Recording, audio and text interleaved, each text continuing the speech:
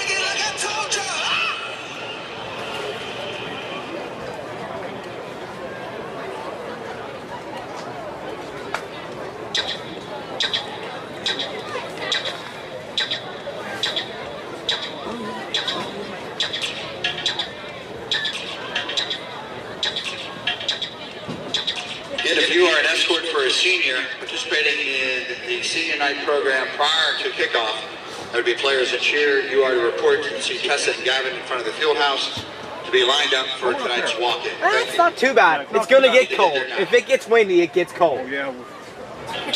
2 years ago we were up here for my boys junior high and ran sideways. Oh, gosh.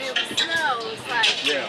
I'm not normally up here. I'm normally on the sidelines, but I got reassigned for the first half. Our normal camera guy, one of his sons, it's his senior night, yeah. Well, we're either up in the booth or down there, one of the two. Wherever there's power, we can get caught. Yeah. Film. And the other guy's down there today. Mm-hmm.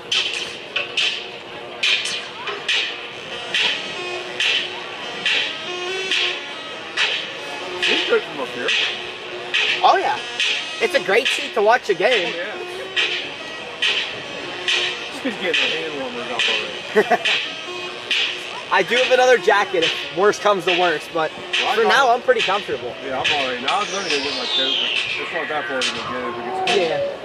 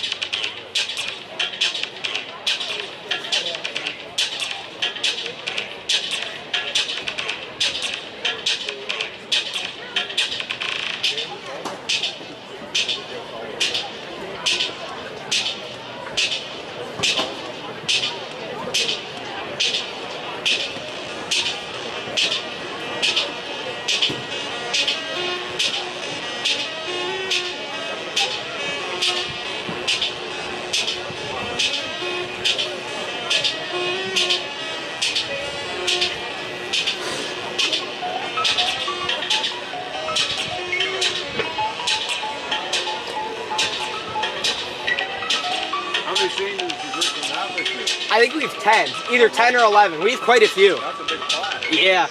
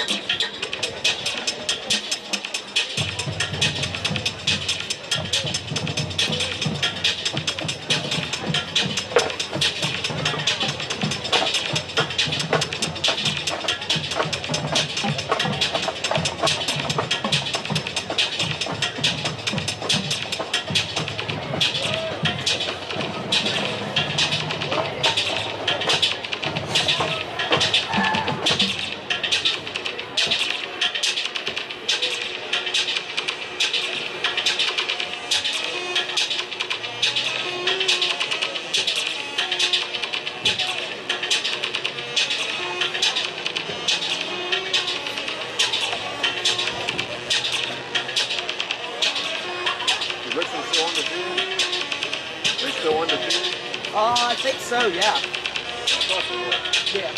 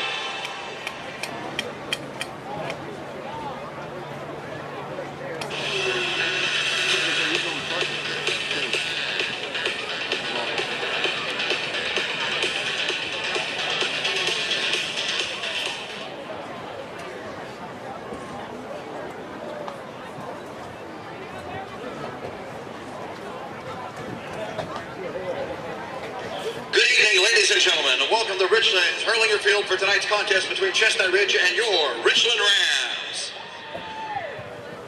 We would like to begin our evening by recognizing our senior varsity football players this on senior night.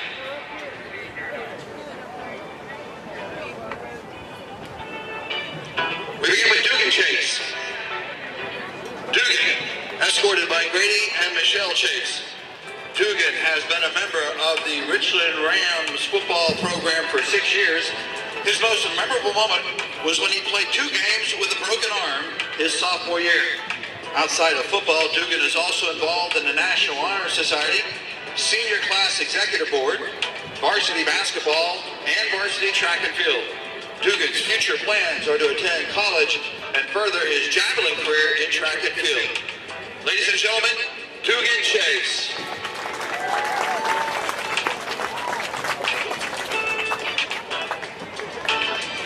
Next up is Ethan Choi. Escorted by Latasha Nadeau, Ethan has been a member of the Richland Rams football program for 4 years. His most memorable moment was going to Cal U. Outside of football, Ethan is also a member of the varsity track and field team. Ethan's future plans are to attend college. Ladies and gentlemen, senior Ethan Choi.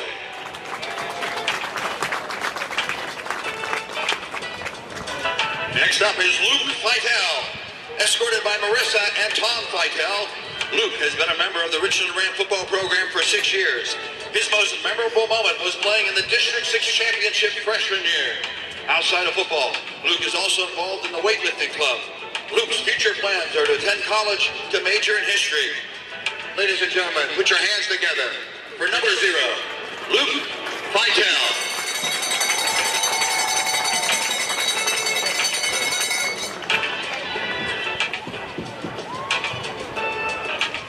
Now entering the field, Ethan Janidlo.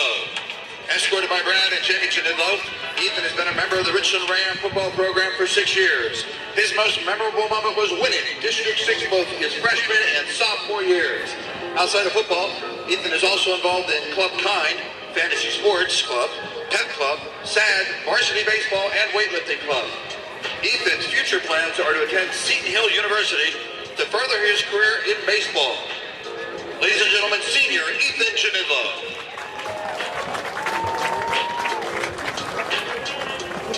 That brings us to Ashton Martinez. Escorted by Lisa and Robert Martinez, Ashton has been a member of the Richland Rams football program for 6 years. His most memorable moment is listening to music and singing with the team after a win. Outside of football, Ashton is also involved in Club Kind, powerlifting, strongman, and varsity wrestling. Ashton's future plans are to attend college to obtain his PhD in orthopedic surgery. Ladies and gentlemen, Ashton Martinez.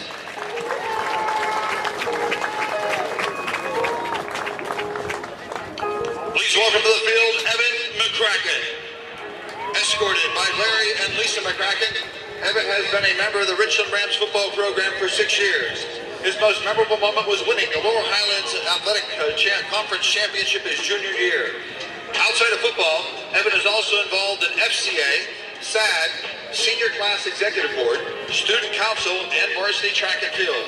Evan's future plans are to attend the United States Military Academy at West Point to major in kinesiology and further his career in football. Ladies and gentlemen, senior Evan McCracken.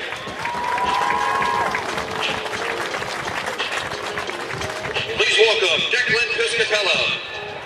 Escorted by Frank and Jamie Piscatello, Declan has been a member of the Richland Rams football program for 5 years.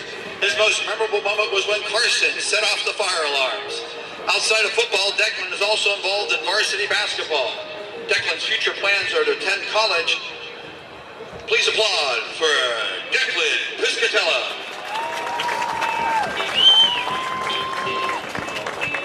That brings us to Carson Reckner. Escorted by Emily and John Reckner, Carson has been a member of the Richland Rams football program for 6 years. His most memorable moment was going 11-1 last season and winning the LHAC championship with his friends. Outside of football, Carson is also involved in varsity baseball and weightlifting club. Carson's future plans are to attend UPJ to major in biology and pursue a career as a dietitian. Ladies and gentlemen, Carson Rector.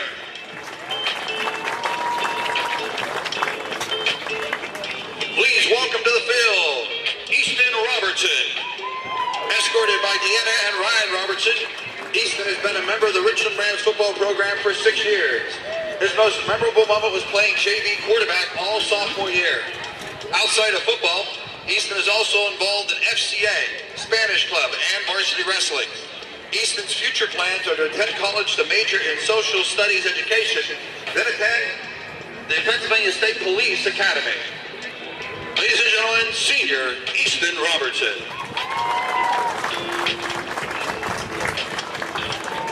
That brings us to Preston Warner. Preston is the son of Gina Warner and is escorted by his grandparents, Roxanne and Steve Warner. Preston has been a member of the Richland Rams football program for 2 years. His most memorable moment was scoring his first touchdown. Outside of football, Preston is also involved in Club Chi, Pep Club, varsity basketball, and weightlifting club. Preston's future plans are to attend college to major in sports management. Please applaud for senior Preston Warner.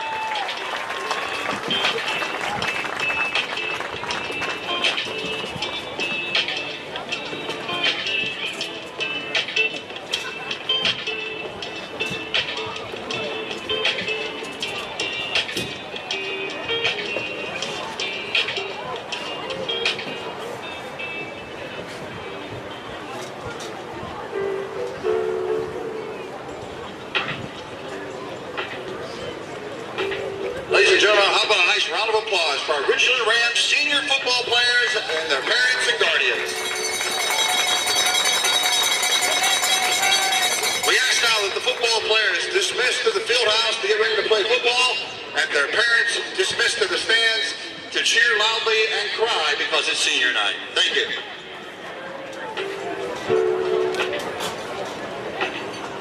We would like to now recognize our senior varsity cheer members.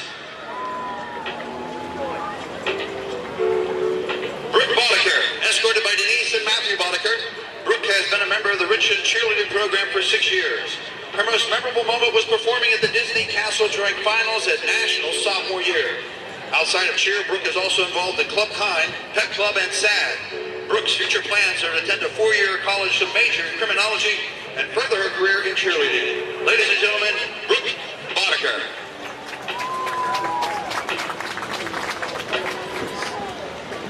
That brings us up Ireland Bradley, escorted by Joe and Shannon Bradley.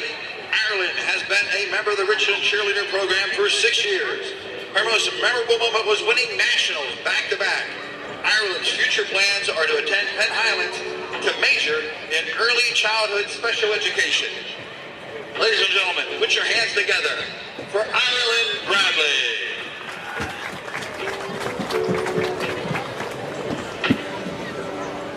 How you doing?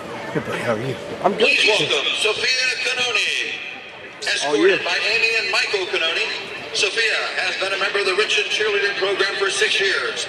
Her most memorable moment was being in the Orlando airport until 1:30 in the morning on her way to Nationals. Outside of cheer, Sophia is also involved in Club Klein, Key Club, Pet Club, and SAD. Sophia's future plans are to attend college to major in medical imaging. Ladies and gentlemen, Sophia Canoni. Go for it, buddy. I got it. Sweet. Thanks, brother. Absolutely. Please welcome Katarina Craddy, escorted by Melissa and Steve Craddy. Katarina has been a member of the Richland cheerleading program for 6 years. Her most memorable moment was going to Hershey for states. Outside of cheer, Katarina is also involved in Club Chi, FCA, Math Club, National Honor Society, SAD, Spanish Club, varsity tennis. Katarina's future plans are to attend the University of Pittsburgh at Johnstown, where she will major in marketing. Please put your hands together for senior Katarina Craddy.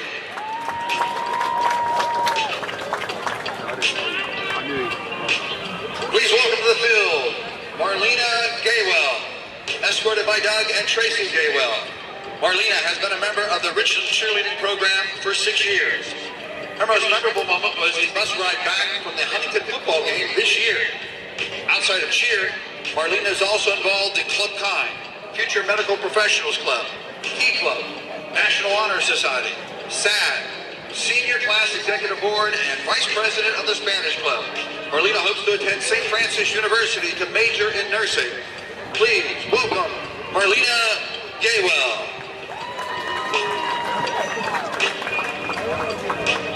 Now walking the field, Zoe Langerholt, escorted by Courtney and Wayne Langerholt. Zoe has been a member of the Richland cheerleading program for 6 years. Her most memorable moment were the football games and trips to national sophomore year.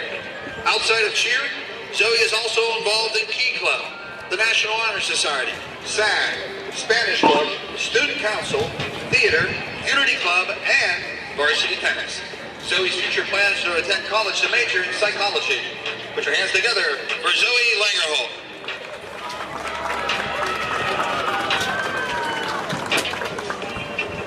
Please welcome Dominica Monde, escorted by Deanna and Michael Monde. Dominica has been a member of the Richland cheerleading program for 6 years. Her most memorable moment was making memories with her team last year at the state competition in Hershey. Outside of cheer, Dominica is also involved in Club Kind, SCA, Key Club, and SAD. Dominica's future plans are to attend college to major in environmental science. Dominica Monde.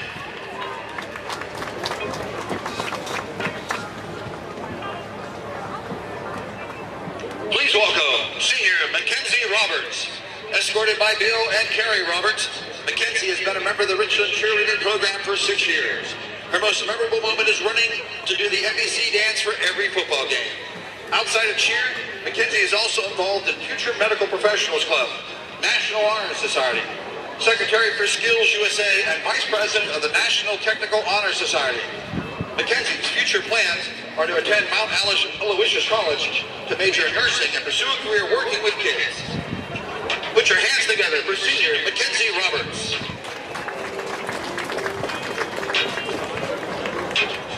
Please welcome Kayla Urbanik, escorted by Jason and Megan Urbanik. Kayla has been a member of the Richland cheerleading program for 6 years. Her most memorable moment was spending time with her teammates at Hershey for the state competition. Outside of cheer, Kayla is also involved in Club Kind, Math Club, National Honor Society, SAG, Spanish Club, and copy editor of the yearbook. Kayla's future plans are to attend the University of Pittsburgh at Johnstown. Put your hands together for senior Kayla Urbanik. That brings us to Carissa Wallace, escorted by Candace and Chris Wallace. Carissa has been a member of the Richland cheerleading program for 6 years. Her most memorable moment was making it to finals at National sophomore year. Outside of cheer, Carissa is also involved in Club Kind and FCA. Carissa's future plans are to attend college to major in nutrition and dietetics and further her career in cheerleading. Please welcome Carissa Wallace.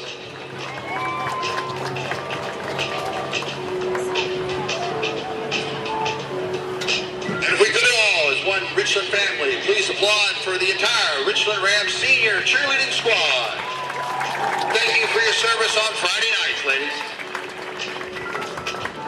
I would ask at this moment that any senior parent for Chestnut Ridge, please stand to be recognized by your fellow fans at Richland.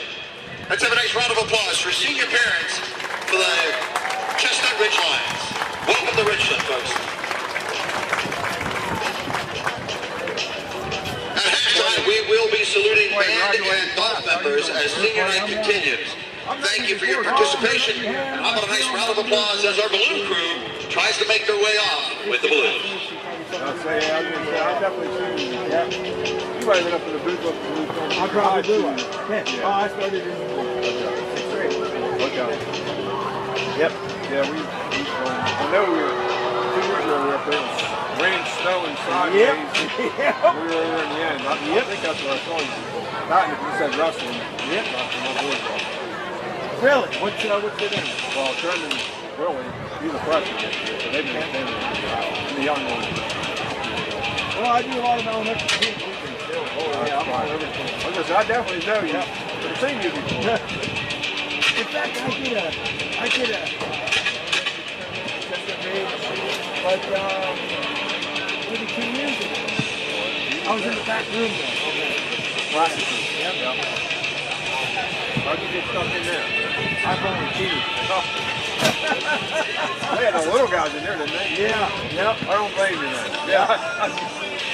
Don't have to deal with everybody back in there. You're a smart man. Yeah, small man right there, dummy.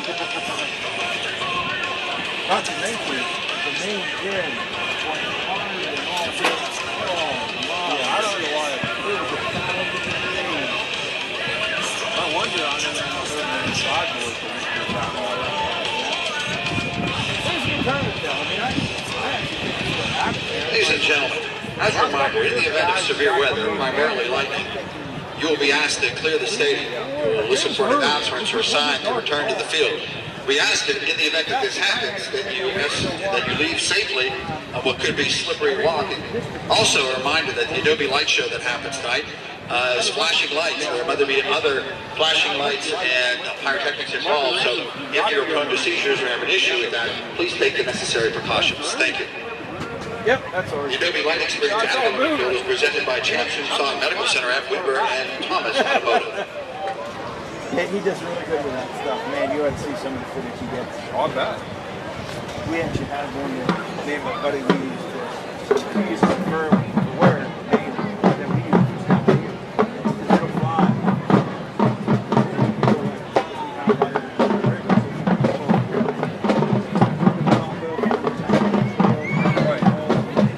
That would be great. It's amazing. Yeah, it's amazing.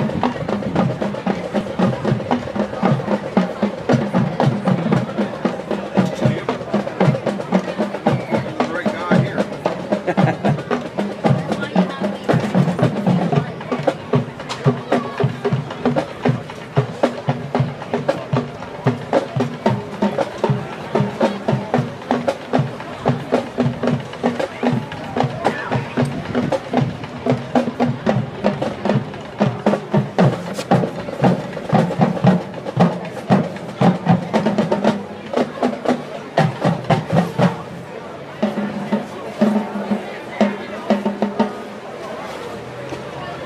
Ladies and gentlemen, if you would now please rise and remove your hats as the Richland Ram Marching Band presents our national anthem and then remain standing for the playing of the Richland alma mater.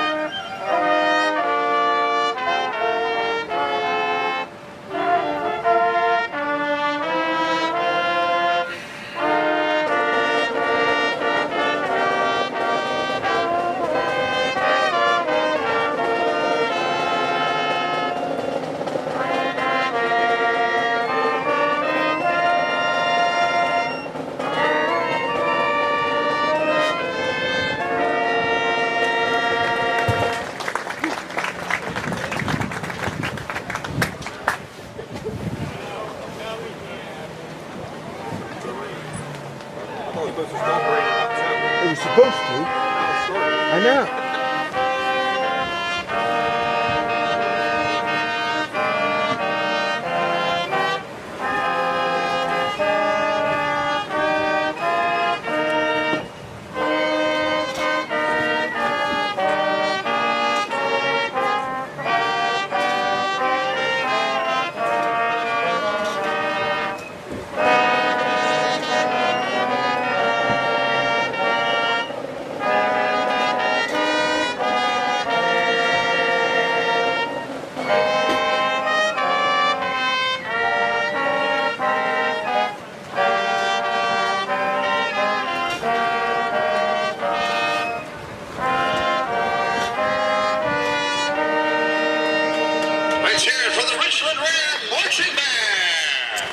All right, welcome to Herlinger Field on a drizzly night here in Richland Township. Looking at starting to slow down now. Welcome, you are listening to the Richland Football Network. I'm Ed DiMartino. This is Coach Yannity, and on the sideline we have Brian the Sponge Brett, and of course manning the board we have Stone Mangus. Freddie, we can't set this game up any better. This is the battle of Richland, who is 8-0, and we have the 7-1 Chestnut Ridge Lions coming in here. This has all implications for the Laurel Highlands Conference. We'll go over that in just a second, but we look forward to a very entertaining and close football game. It's always been, every time we play Ridge, it's been exciting, Ed. We go back 3 or 4 years ago when we played the Mud Bowl. That sort of set up the rivalry that's carried over throughout the years, and we always expect to have a good game against these guys from Chestnut Ridge over the hill. So we're looking forward to it, and it does have a lot of meaning in the conference. This is the first year of the new and improved Laurel Highlands Athletic Conference. Central's on the other side of the mountain, and they're all ready for whoever wins this game. And Richland, I guess we necessarily don't have to win, but it'll be a big help if we do. Yeah, the scenarios are, and it's pretty clear cut. If Richland wins, they're in regardless of what happens. It doesn't matter. And the other scenario, if they would lose to Chestnut Ridge, as long as Penn Cambria beats McCourt Carroll, Richland will have the tiebreaker of those 3 teams that would be, one-loss teams. So Richland really, if they take care of business, Fred, we don't even have to worry about any of that stuff. But if they should lose here tonight, as long as Penn Cambria wins their game, Richland has the tiebreaker and would go on to play for the Laurel Highlands Championship. I don't think there's been a site determined yet. Is that right, Ed? Now, you know what? I mean, we've heard everything from we're going to Central, which kind of seems a little unfair that you get to play for the Laurel Highlands Conference in a stadium like that. We've heard it could be at Mansion Park, a neutral site game. All that will get worked out. This is the first time, so all this will get worked out as the week goes on. But first things first, we have a big football game here tonight. I'm looking forward to it. And Chestnut Ridge is already on the field. We're waiting for the Rams. We had a really nice pregame show there put on by the Rams, the senior nights, football players and cheerleaders. Pretty exciting stuff. It's a big night for these kids, and I'm sure they're very emotional about playing what could be their will be their last regular season game. From now on, it's all playoffs from here on in. Yeah, this playoff we're talking about, it has nothing to do really with District 6 either, does it? No, this has nothing to do with District 6 at all. So this is just Laurel Highlands. Not just Laurel Highlands, for Laurel Highlands. For Laurel Highlands. I shouldn't say that. Yeah, not just for, but yeah, it has no implications as far as District 6 goes. We'd like to think that the Laurel Highlands is one of the better conferences in the state right now. It's certainly expanded, and it's a big conference, and we feel it's the best conference in the area for sure, and we'd like to think it's one of the better conferences in the state of Pennsylvania. Chestnut Ridge is coming in here with only 1 loss. I believe they lost to Forest Hills. Is that correct? They actually lost to Penn Cambria. It only has 1 loss. Right, which sets everything up. Richland beats Penn Cambria. Penn Cambria beats Chestnut Ridge. Richland's still undefeated, but if Richland would lose to Penn Cambria or to here to Chestnut Ridge, then you have all the teams that are going to be sitting at 8-1. And so that sets everything up. But again, Richland has that tiebreaker. If that would happen, as long as Penn Cambria beats McCourt Carroll, it's all a moot point. It's going to be a very evenly matched game. I'm just looking at my notes here that I took before the game. Rushing, if you believe this, Chestnut Ridge has 1,157 yards rushing. Richland has 1,182. That's about as close as you can get. The Ridge has rushed for 29 touchdowns. Richland has rushed for 24 touchdowns. Passing, Chestnut Ridge 1173, Richland 1462. 11 touchdowns for the Ridge, 13 for the Rams. So I have a little scale drawn here in my notes. It's pretty much even. You know, it can go either way. It's going to be a defensive struggle. The defense is going to it's going to be important, very important. Yeah, I was going to kind of bring up defense. We were looking at that last week. Last week's game was against Chestnut Ridge and Bishop Guilfoyle. And talk about defensive play. Do you remember what the score of that football game was, Freddie? I do not remember. It was 50-43. So defenses kind of went out the window in that game. Right. A lot of offense by both teams, and you have a team in Chestnut Ridge, and doing a little bit of scouting with them, talking to people. Everything's going to run through number 9, Nate Weissong. It just is.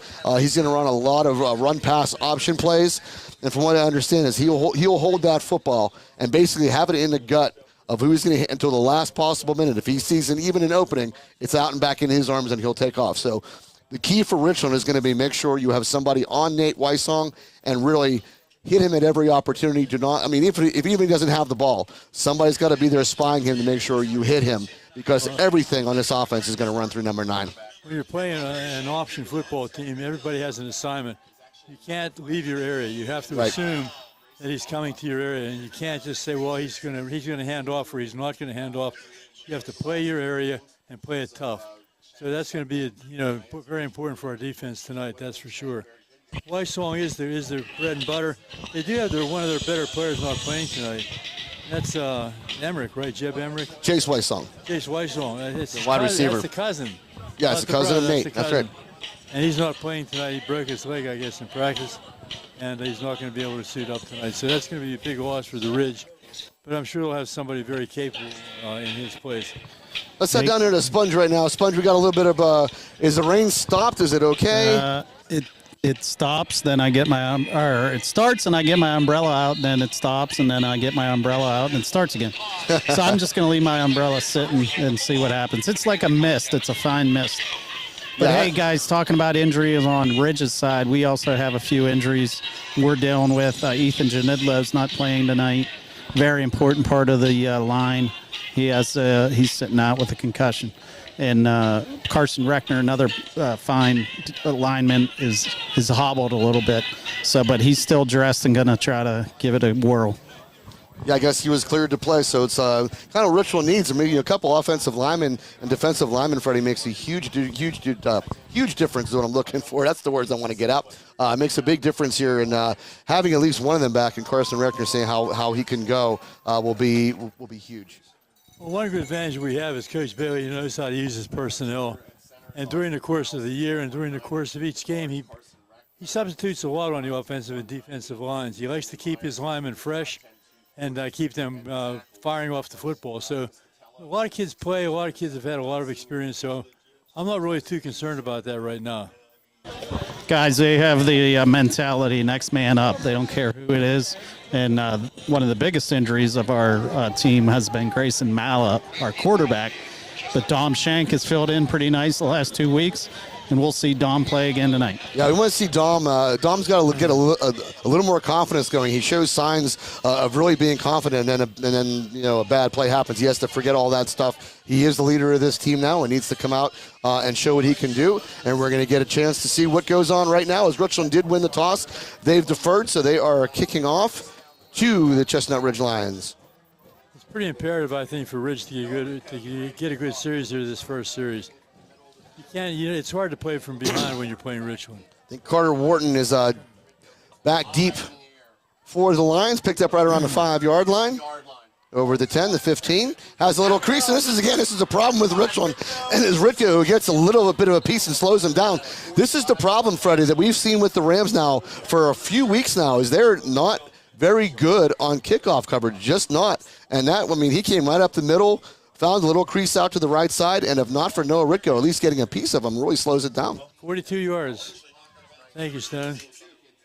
It takes a lot of courage to run right up the gut. I always used to tell my guys when they were returning the football, don't run side to side, run straight up the gut. It's hard to do, and he did a great job of doing that. All right, so the ball, it looks like about the 47-yard line of Rich to start the game. It will be Weissong who will go into the gun here.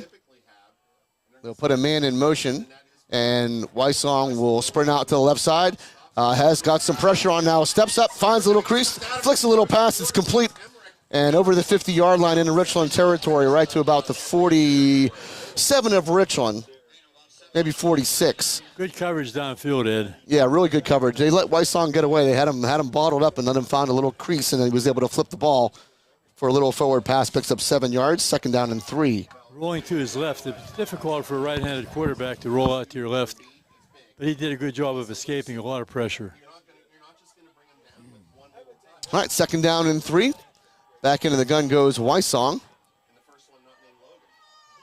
And Weissong splits that out, and we got to Emmerich on the carry. Emmerich will split out to the left side, get over the 40-yard line. 1st down for Chestnut Ridge to the Richland 36-yard line, it looks.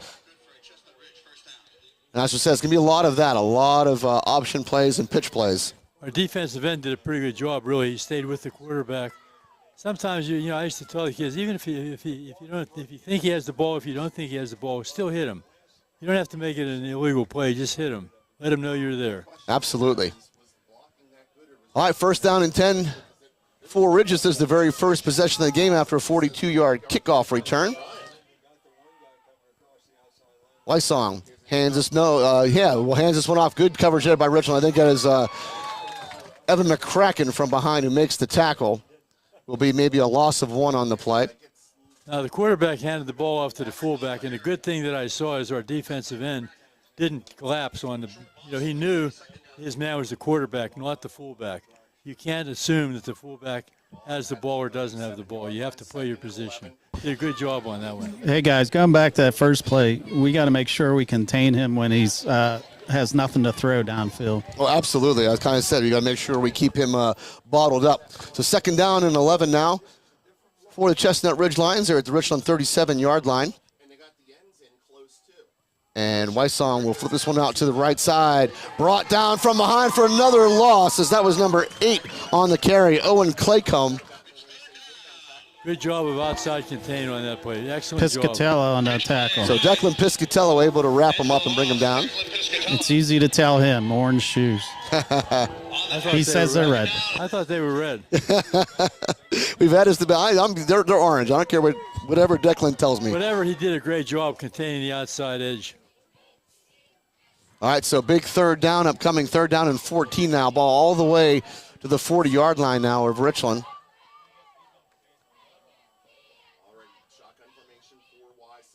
And Wysong back to throw. Wysong looking down the field, going deep on the left side. Has a man, but dropped. That was a nice pass, and it just came out of the hands of number 26, Carter Wharton. They'll bring up 4th down. From my perspective, he had a foot down in bounds as well. Yeah, it was going to be a good catch. He just kind of fell through the breadbasket. And Cody Yeager couldn't have covered him any better. He's step for step, stride for stride. But just a great throw. Yeah, great throw. Put it right in there. It just went through his hand. All right, so it looks like Chestnut Ridge is going to punt, and it is Wysong who is the punter, so you got to be a little bit alert here. And Wysong gets the snap, and the punt is up. It's away. Kicked out to the far right side of the field. We'll take a bounce, and they'll spot this ball at about it's coming up. So about the 23-yard line is where Richland will take over. So really only a 17-yard punt. Well, they were kicking to the sideline so there wouldn't be a return, but didn't get a whole lot of foot into the ball. Which I think maybe Richland ought to think about on their kickoffs, because they're getting burned on kickoffs. This one started with a 42-yard return to start the game, got all the way to the Richland 36-yard line as the drive went on, and then Richland came to life defensively and stops Chestnut Ridge. Looks they ran a freeze play. Looks like Chestnut Ridge jumped but got back in time. So Shank will go into the gun here, hand off to McCracken. McCracken up over the middle. McCracken still churning those legs as he got over the 25 to about the 27-yard line. He's been such a dynamic back all year. I saw the replay on TV the other day of one of his big runs last week. He ran up to the line of scrimmage. There was no hole. Bounced to the outside, went the whole way for a touchdown. Very dynamic runner. All he needs is a little bit of a crease. All right, 2nd down and 6, and Ridge jumps again, but gets back. They almost jumped on the on 1st down. Shank back to throw. Shank, look at this one, a very wobbly ball. Looks like it just came out of his hands. Funny, he was looking for Arnold McGarrett down the field, will fall incomplete and bring up 3rd down. Boy, I don't know that the freeze play, some refs call it and some don't. It looked like the whole line jumped. Yeah, twice. They must be off the ball a good bit. When they're moving forward, they're still not breaking the plane. Take a look at that for us, Sponge. Yeah, they're playing about a yard off. This is to our advantage because that gives us an advantage right off the bat. Extra yard. So it's like Dom Shank had a little trouble with that football. With the wet football came off his hands and a very wobbly duck. And good thing it wasn't intercepted. And this is McCracken, I believe, in a Wildcat. McCracken will go up the middle. Ball's out. McCracken fumbled, and Chestnut Ridge will pick it up. And they'll start this drive now in Richland territory. So, again, the wet football, I think, Sponge, is maybe having a little bit of an effect. Yeah, it's pretty slippery down here. That's the second fumble in 2 weeks now for Evan McCracken. He saw that opening and was heading for it, and it just popped out. Nobody grabbed it. It looks like he was going to have enough for the first down, too. Ball comes out. Chestnut Ridge jumps on it at the Richland 42-yard line. No score here with 8:28 remaining here in the first quarter. First turnover of the ball game.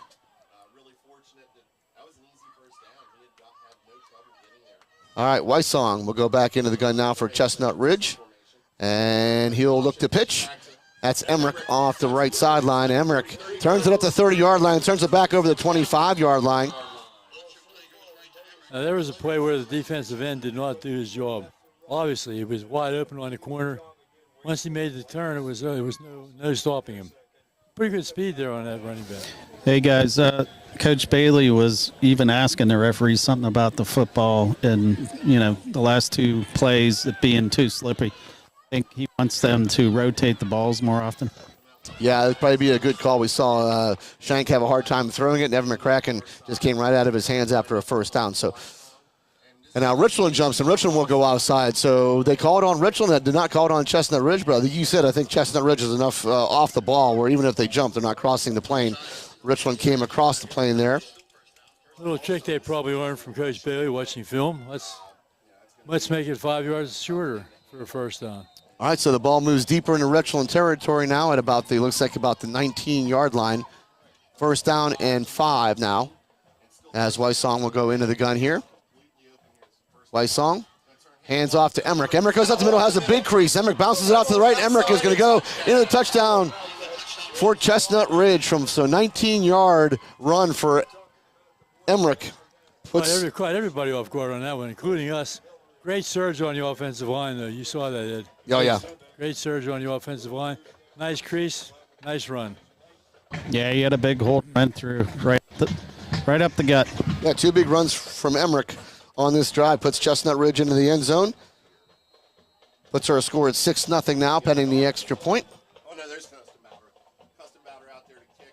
And Wysong is the holder here.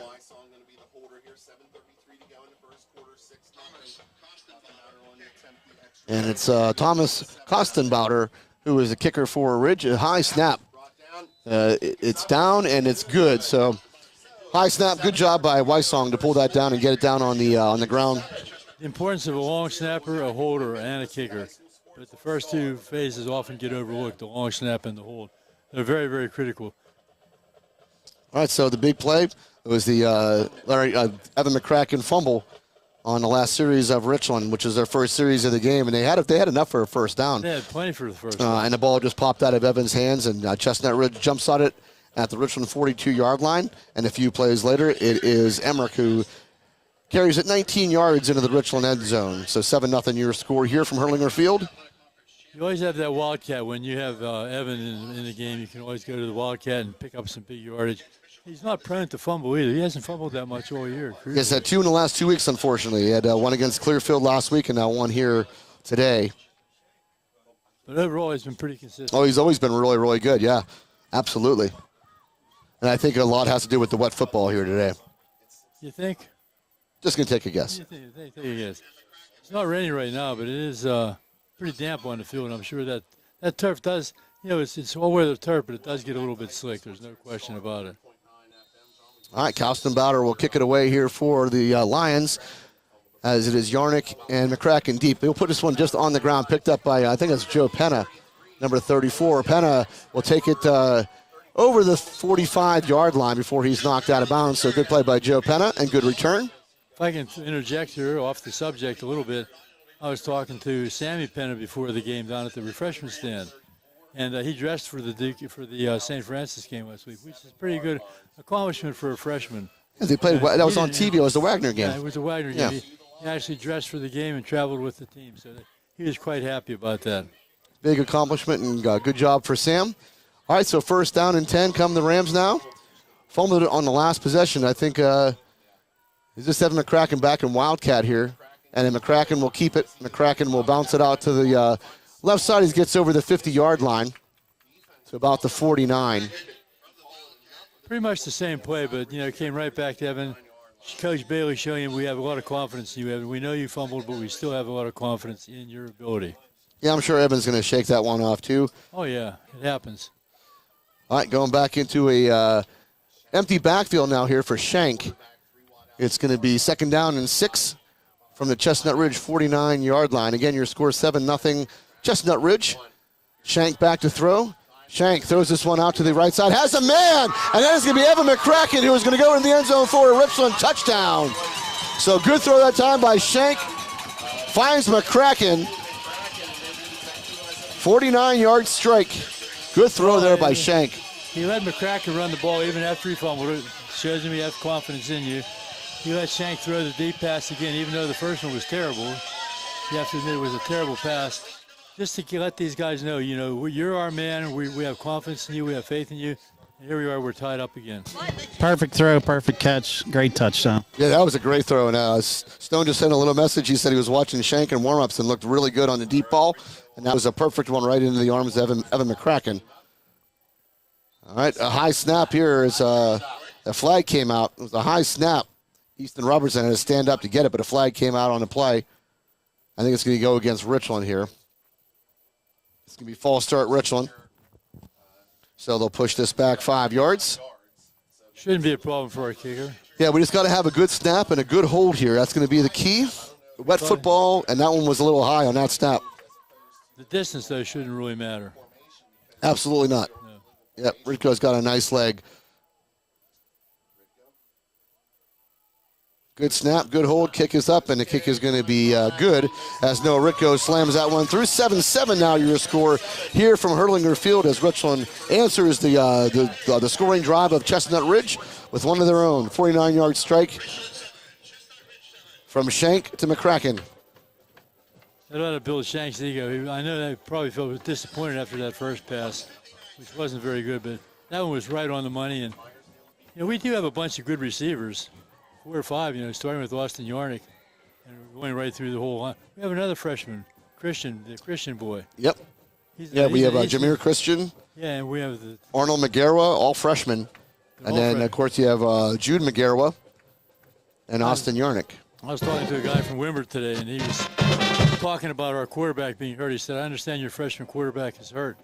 I said, yeah, he is hurt. He said, well, who's in his place? And I told him, he said, what grade is he? And I said, he's a freshman. Are you serious? You have 2 freshman quarterbacks? Yeah, we have a lot of freshmen on our team. Guys, they've been using Jameer Christian at quarterback for JV games. So, look, I don't know if they would throw him in here just to give a wrinkle tonight. Well, we know he's ready. If he's called on, he'll be ready. Yeah, it may be a tough game to throw him in against a team like Chestnut Ridge, but hey, you never know. We'll see what happens as we go on, but Richland ties the game up 7-7 here, and this has been the bugaboo now for Richland. They have to kick it off, and Noah Ritko has made a lot of saving tackles over the last couple of weeks on special teams. And this one is going to be kicked deep again, fielded right about the 10-yard line. Over the 15, the 20. This time Richland does a good job of balling up that middle. It makes a tackle right about the 25-yard line. So much better coverage that time, Freddie. I'm sure Coach Hobbs had some words for the kickoff team. He does a good job with the special teams, even though that last kick didn't look very, very good. This one was much improved. Yarnick and Penna were on that tackle. Yeah, it seemed like their special teams problems started at McCourt Carroll and really has kind of continued on. Penna and Austin Yarnick on the tackle, which indicates that Coach Bailey does use his best players on special teams. Some coaches don't do that. They put subs in on special teams, not Richland. All right, so 1st down and 10 for the Chestnut Ridge Lions. They start at their own 25-yard line. This is going to be Wysong who throws it out for left side. Has a man just off the fingertips. Again, a really nice throw. That one maybe just a touch long. Looking for Jared Wolfhope. And Jude McGarra was in coverage. Boy, he stands tall in that pocket. He's a big kid. He got a good arm. He does, and those balls, I mean, really pretty much on the money. The first one should have been caught earlier in the quarter. That one maybe just a touch long. Wolfhope does have 9 TDs receiving the ball this year, Ed. Yeah. That's a pretty good season for a young man. And they're without their best wide receiver in Chase Wysong. 2nd down and 10 now. And Wysong hands this one off. This is Emmerich, and this time wrapped up as he got the ball. I think that's Luke Feitel. Yes. So Luke Feitel does a really good job and brings him down. No gain on the play. Going to bring up 3rd down and 10. Hey, go back to the touchdown, too. That Chase Wysong leads their team in interceptions, so they're missing him on defense, too. Yeah, that's a big key. Good point there, Sponge. Jeff saw everything clog up in the middle, tried to bounce the outside. Mala, who's not nearly the size of All right, so 3rd down and 10. brought him down very nicely. All right, 2 wide outs to the wing far side. Wise on the pistol formation with Emmerich behind him. Wysong back into the gun to put Emmerich in motion now. Wysong back to throw, going to keep it himself, and finds a little bit of crease, gets over the 30-yard line, has enough for the 35 and the 40. So Richland, they had the look they wanted, Freddie, and just couldn't make the tackle. And Wysong able to step through, picks up a big 1st down to the 41-yard line. That was a huge play. I'm sure Coach Ripple's not happy with the effort in tackling on that play because they did have him. They had him up, yeah, they had him. They had him stop behind the line, and he just ran right through 2 arm tackles. All right, so Richland going to have to do a better job of tackling Nate Wysong here. 1st down and 10 at the Lion 41-yard line. We are down to 5:09 and counting here in the 1st quarter. Tie score is 7-7 here from Herlinger Field. 1 yard line. 2 wide outs near side. Wysong pitches it out to Emmerich on the right side. Emmerich cannot shake the tackle. Good leg tackle there, brought down at the 40-yard line. Might even be a loss on the play. That's good edge protection again. Don't let the guy turn the corner. McCracken on that tackle. So Evan McCracken doing a good job there. We'll call it no gain. They'll spot it back at the 41-yard line. You know, we often talk about his speed on offense, but speed on defense is critical as well. So Bishop McCourt Carroll's leading Penn Cambria 7-0 with 6 minutes left to go in the first. That's a game we have to keep an eye on because that has every implication here in this game. Wow, that's amazing. All right, Wysong will keep that himself, and he will sprint out to the left side and will go out of bounds short of the 45, short gain about the 44. So bring up 3rd down and about 7. Yeah, because that's that game, because here's the implication. Let's say if Penn Cambria would lose that game and Richland loses here, it will be Chestnut Ridge that would go on and play for the Laurel Highlands Championship. That would be a stunning upset, wouldn't it? Hey, McCourt Carroll's won 3 in a row, so they're on a roll. That would still be a stunning upset. It would be a huge It would, upset. Fred. I agree. All right, so they'll put the nose of the ball at the 45-yard line. So 2nd down and 6 upcoming for the Lions here, or 3rd down and 6, excuse me. And Wysong hands this one off to Emick, and that's going to go nowhere as that line held so stout that time. Sponge puts him down for no gain, basically. Going to bring up 4th down. Hollis Piscatella. They try to run right in the middle of that line, and that was no-go there. They were doing pretty good on the perimeter. I don't know why they would try to run it right up the gut, but our defensive line actually did very, very well. They stood up the offensive line, and there was nowhere to run. All right, so Yarnick going to go back deep. As, again, you have to watch out. Nate Wysong is their punter. High snap, pulls this one down. Punt is up. Going for the sideline here again. Takes a good Chestnut Ridge bounce inside the 20-yard line. Stays in bounds inside the 15 now. And going to be down right around the 11. So that time a good punt by Nate Wysong. First one only went 17 yards. That one much, much better. And Richland going to have to start at their own 11-yard line. Snap was a little high, made a nice recovery on the snap, and we didn't have much of a rush going on that play. I think we were just basically holding them up, trying to keep them from going downfield so we could get a return. But we let it bounce. Once you let it bounce, it's pretty much over. Yeah. It doesn't help to be 6'3" as well on those high snaps. That's very, very helpful. All right. Easton Robertson in for McCracken right now. All right, so Easton Robertson checking in to spell Evan McCracken here. 1st down and 10 from the Richland 11-yard line. This is Easton Robertson, and Easton Robertson will get close to the 15-yard line. They'll give him the 15.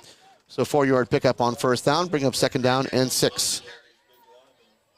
Easton's done a good job this year spelling McCracken when we need to do that. A few times McCracken's been injured, Easton went right in and took right over. Yeah, I'm not sure if I'm looking for Evan McCracken here on his sideline. No, he's in. He just needed some water. All right, so he's back in the ball game now. And looks like we're going to go a little bit of Wildcat here. So McCracken And he is sidecarred by Easton Robertson here. 2nd down and 6. McCracken fakes the handoff, keeps it himself. Tries to find a little bit of space off the left tackle and gets taken down for no gain. Good coverage there by the Lions. Bring up 3rd down. Fake it to the fullback, try to keep it yourself, catch him off guard. No blocking on the left side of our offensive line. All right, so Shank now will check in. 3rd and 7 now for the Lions, or for the Rams, excuse me, from the 14-yard line. So big 3rd down here upcoming. And that time that freeze play is going to work as Chestnut Ridge jumps off sides that time. So it was the 3rd down and a short 7. Now it becomes a 3rd down and about 2. That's huge. That play has been effective all year, and I believe it's actually won a couple games for us. Oh, it did. Absolutely. It's actually turned a couple of games. The Penn Camry game, I remember vividly. Yeah. I think they were offside. It was 7 of them. 7 yeah. times. And 4, I think, resulted in first downs that game. That was a big play in that game was the freeze. All right, so 3rd down and a short 2 here now for the Rams. As Shank goes into the gun here, and it will be Shank who keeps it himself. Shank has the 1st down and more as he gets over the 30-yard line. So good keeper by Dominic Shank. That play's going to be there. They got to keep running. Right, because they're going to right there. I mean, they're going to be keying on McCracken, and we saw Shank use his legs a couple of times last week. 10 yards. Sponge, and this is McCracken now out to the right side. A flag on the play. It's going to be a hold on Richland. So this one's going to be coming back. We got a came out by the white hat back here, and it should be a holding call on Richland. It's going to be from the spot of the foul, holding 10 yards.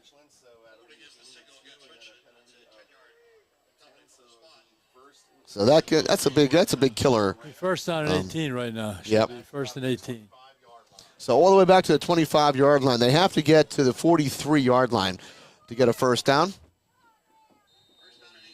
Penalties are important. They'll kill you if they'll break up a drive. Now it's early. At least it's on 1st down. We have. Yeah, you just want to make sure you're picking up yards as you go here. 1st down and 18. You don't got to get it back all at once. As Dom Shank will hand this one off. This is McCracken, I believe, who gets over to maybe the 26-yard line for about a yard pickup. Bunch of yellow helmets waiting for him that time, Ed. Yeah, it's hard. It's hard sledding up through the middle and trying to run him through the middle and try to find a little crease. But the Lions pretty big on the line, doing a good job keeping that McCracken bottled up. They can give him 2. They're going to spot this ball at the 27-yard line. So 2nd down and 16 upcoming for the Rams. 7-7 your score with 58 seconds remaining in the 1st quarter. Shank back to throw. Shank has a man and will get over the 35-yard line. That is, I think, Jude McGarwa. So bring up 3rd down. About 8 yards to go, buddy. So 3rd down and manageable now.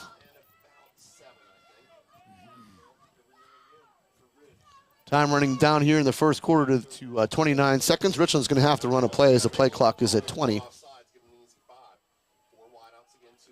And they'll put a man in motion here, and Shank roll out to his right side, getting pressure from behind, flips one. We're looking for Jameer Christian and just overthrew him.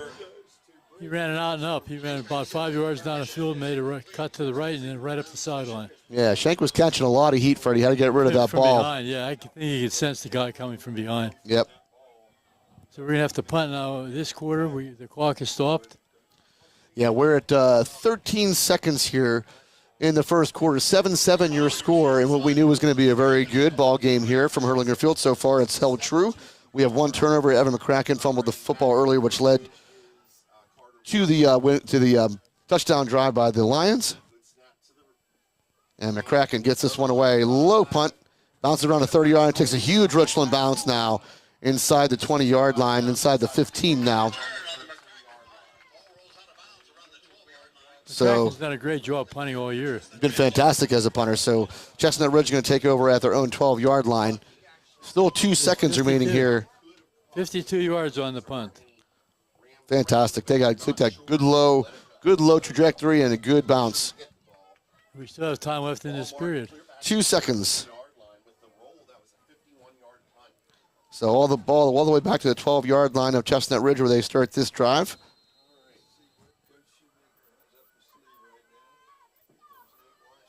This will be the last play of the first quarter. Unless there's a penalty. All right, so Wysong will go into the shotgun here. And Wysong hands this one off.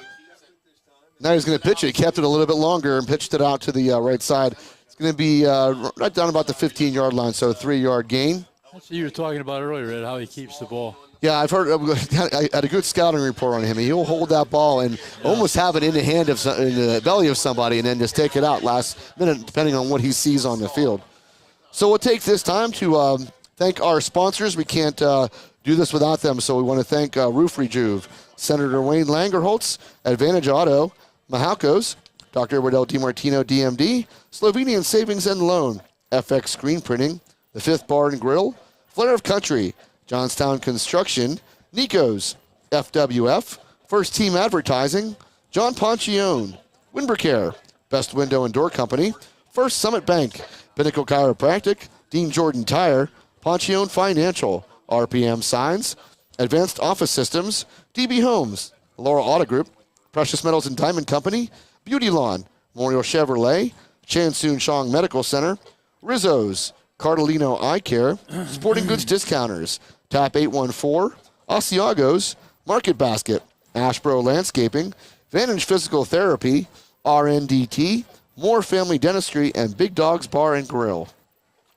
Did you get that retyped yet? It looks better. No, I didn't retype it. It got a little wet when we were in Johnstown, but it's old. This is like my 4th time I've printed it out over the course of the year so far. We just start a couple of games outside, and it gets damp, and it gets all the papers wet, and I don't have that nice laminated version anymore, so we do the best we can. Looks good. In the last couple games, we've done a Richland Rocket report after the first quarter, but we're waiting until the end of the second quarter because all 4 teams won so big and they had scored so many points. We want to get all those kids recognized. Yeah, that's awesome.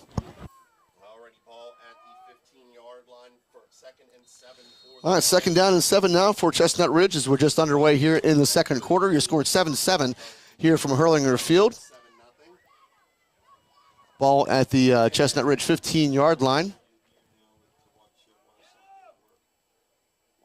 They'll put a man in motion here. And Wysong, quick throw out to the man in motion that got Wolfhope, who takes a big shot as he got over the 20-yard line by Evan McCracken and knocked out of bounds. And it's going to bring up a 3rd down and about 1, it looks like. Nice play. Jude Magara was up close and tight on the coverage, and then right before the snap, he dropped back. I think if he would have stayed up there, that could have caused some problem. Yep. So Wolfhope was the man they put in motion, Fred, and they went to him. Oh, they're going to give him a first down. It looked like it was a yard short when they first spotted, but it's a first down, Chestnut Ridge. Ball to the 22-yard line now of the Lions. Coach Max Shoemaker on the visitor sideline, sending a play in. Max has been around the area for quite a while, quite a successful coach. All right, pistol formation now here for the Lions as Emmerich is your running back in the backfield. And the roll, Wysong out to his left, throws a pass up, good coverage there by Richland. Oh, they threw the flag. I thought it was excellent coverage here by Cody Yeager. That's a very touchy flag there, I think, Sponge. Yeah, that's a bad call. I mean, Cody wasn't even touching the kid. Right. Running stride for stride with him. No, just made sure he kind of bracketed him and just knocked the ball away. But they call pass interference on Richland. I don't think that's the best call we've seen all year, that's for sure. Not very good on that one. We haven't seen much interference this year, Ed. Our defensive backs have been pretty well trained. Yeah. And Coach, who I know works with him, and Coach Ripple, they normally do a pretty good job. So that's just a 15-yard penalty. It's not a spot foul, so the ball up to the, it's like the 37-yard line. So Richland 4 flags for 35 yards so far in this game, something they're going to have to correct for themselves. As Wysong goes now 1st and 10 here. And it will be rolling out goes Wysong out to his left, and he'll get pushed out of bounds. faked the handoff, and he rolled out very deep. It was a very deep rod. Yeah. I'm not quite sure I understand the concept of that play. I think he lost some yards. McEnany on the sack. See, that's what I like. I mean, McEnany's got some good speed. So is Joe Penna. Those are the guys I want to see on Wysong. So ball all the way back to the 35-yard line now. Loss on the play. Going to bring up second down and about 12. They've had really good years, too. The two Joes. Yeah, very good. JoJo. All right, Wysong hands this one off and bounced out to the left side. Good gain there by Claycomb as he comes short of the 45 to about the 44-yard line. So third down upcoming. Let's see where they spot this. Won't give him the 44. They'll give him the 43. So third down and 4. Aaron Claycomb has had about 400 yards rushing over the season, so he's done a good job all year. Yeah, Stone just said Joe squared. I like that. Joe squared. Joe squared. Oh, that's good. I like that. They've had excellent years here for the Rams. So third down and 4.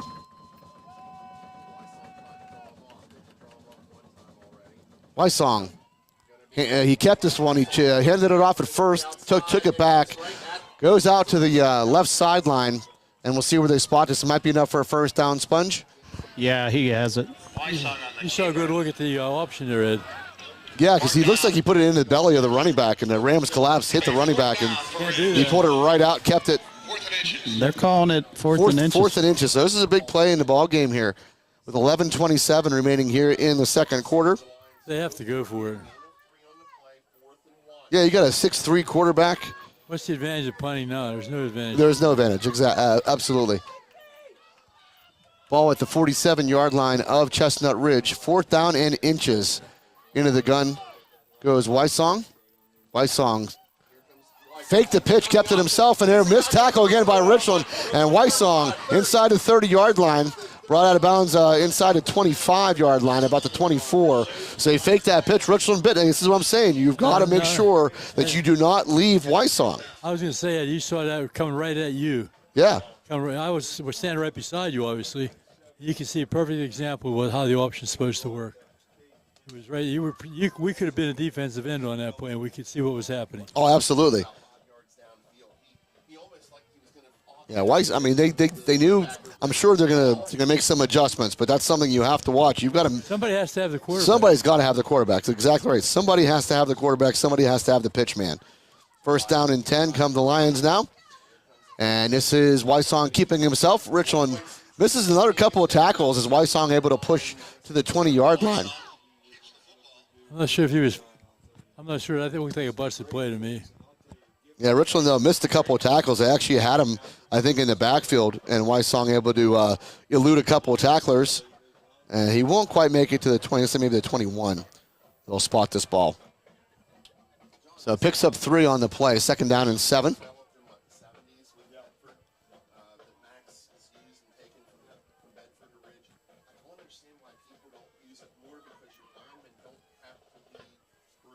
Pistol formation once again with Emmerich in the backfield with Wysong.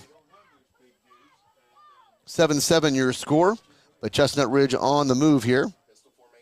And Wysong pitches to Emmerich this time, and big hit to start the play, but Emmerich able to keep his feet, and we'll get to about the 21. Now that's how you play the option. Yeah, that was good. Tackle the quarterback, tackle the pitch guy. Emmerich, how strong is he, though, Fred? He took a pretty good shot and able to keep his feet and avoided losing some yards, gets to the 21-yard line. Well, they're a good football team, Ed. Yep. They only have one loss. That was to Penn Cambria, absolutely. Which we thought Penn Cambria was an outstanding football team as well. So third down and 7 now come the Lions. Pistol formation once again with Emmerich in the backfield. Wysong back to throw. Wysong faked the throw out to Emmerich. Gonna have to sprint out to his left now. Throws into the end zone looking for a man. And good coverage there by Richland. I'm not sure if he has the Chestnut Ridge to not come down with the ball. So that was good coverage there by the Rams. Jude McGarr. Yeah, really good coverage there. He knocked it out of his hands. Yeah, that was great coverage. That was a really nice throw by Wysong again. On the move. Threw it to the left corner of the end zone. Rolling out left, throwing back across Yeah. his body. So 4th down now. 7-7 your score. A lot of substituting. I'm not sure if they're going for the field goal or not, Ed. Their kicker is in, so they are going for the field goal. Yeah, they have a tee up. So the ball is at the 20. This is going to be running out of time, though, guys. It's going to be a 38-yard field goal, and they're down to 2 seconds on the play clock, and they're going to again call a timeout. So Chestnut Ridge is going to have to burn a timeout. Fred, you want to run down the sponsors? A little bit of indecision there cost them a timeout. Okay, here's our sponsors, and we thank them very much. Roof Rejuve, Senator Wayne Langerholt, Advantage Auto, Mahelco's, Ed DiMartino, DMD, Slovenian Savings and Loan, FX Screen Printing, The Fifth Bar and Grill, Flair of Country, Johnstown Construction, Nico's, FWF, First Team Advertising, John Poncione, Wimber Care, Best Window, First Summit Bank, Pinnacle Chiropractic, Dean Jordan Tire, Poncione Financial, RPM Signs, Advanced Office Systems, DB Homes, Laurel Auto Group, Precious Metals and Diamonds, Beauty Lawn, Memorial Chevrolet, Chan Soon Song Wimber Medical Center, Rizzo's, Carlino Eye Care, Sporting Goods Discounter, TAP 3814, Asiagos, Market Basket, Ashbro Landscaping, Vantage Physical Therapy, RNDT. RNDT, you have it memorized, buddy. Yep. You don't even need the paper anymore. RNDT, Moore Family Dentistry, and Big Dogs Grill. Thank you all for supporting our football team. All right, so it's going to be Kostenbauer on to try a 38-yard field goal here. Good snap, good hold. Kostenbauer puts this one up. It's hooking, and it's going to be good. So Kostenbauer from 38 yards kicks the field goal. Your score now 10-7 here from Herlinger Field. Nice kick by Kostenbauer. Started out to the Nice. had a nice little draw on it. 38 yards. Yeah, the wind is, there's really no wind out there virtually, it seems like, Sponge, either, huh? Penn Camry is winning. No wind, but still raining. It's just that light mist. Yeah, just kind of a miss. So Penn Cambria now taking the lead there, 20-7 over McCourt Carroll Crushers, which is a big help to Richland as well. Hey, guys, I wanted to run down the Richland scores from this week. The JV lost to Central Cambria 40-28. I didn't really get a report on that. I think Christian had a couple touchdowns from quarterback. The 8th grade won. A.J. Leap had a 6-yard and 35-yard touchdown. Jake Regan had a 10-yard pass to Kevin Skinner. Kabod Charles had a 7-yard touchdown run. Jackson Vitale had all 4 two-point conversions, and 3 of them passed from Jake Regan and 1 from Connor Bennett, their center. So they must have been trying to have some fun at the end. I'll give you the 7th grade after the kickoff. All right, so after the 38-yard field goal, Kostenbauer going to kick it away here for Chestnut Ridge. Back deep for the Rams is going to be Yarnick and McCracken. And this one they're going to pooch a little further. Bounces, and that's a good kick as McCracken has to pick it up inside his 10-yard line. And there's a flag on the play now, and it's bring another hold on Richland. So that one was a really good kick, Fred. Found that little seam, bounced, hit Evan McCracken, and of course he has to get on it. It's a free ball. If you don't have a kicker that can put it in the end zone, you might as well try something like that. Try to get him pinned back as far as you can. Nice play. Kicker. Nice. They're going to have a long way to go here, guys. Yeah, Richland has not started off with the best field position here in this game. It's hard for a high school team to drive the length of the field. We've seen Richland do it before. Yep. But it's difficult. Something's going to happen along the way. Yeah, Richland taking a lot of penalties though here so far, Fred. At least they're calling them that way. We haven't seen this many penalties since early in the season. They kind of cleaned that up for a while, but tonight they're making some mistakes. Yeah, so 1st and 10 come the Rams. Looks like the ball is going to be just outside the 5-yard line, maybe the 6. Hard to tell from our vantage point, but I think that's where it is.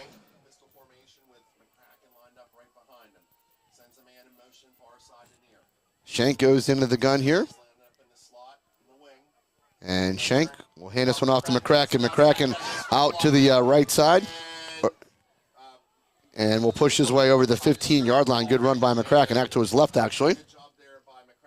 Collapse that left side of the line and just give him some speed. His speed will kill you. Oh, yeah. There's no doubt about it. It's all speed. Plus, Evans not easy to bring down as well. No, Not only is he fast, he's built so low to the ground and so tough. Have you ever seen him in a weight room?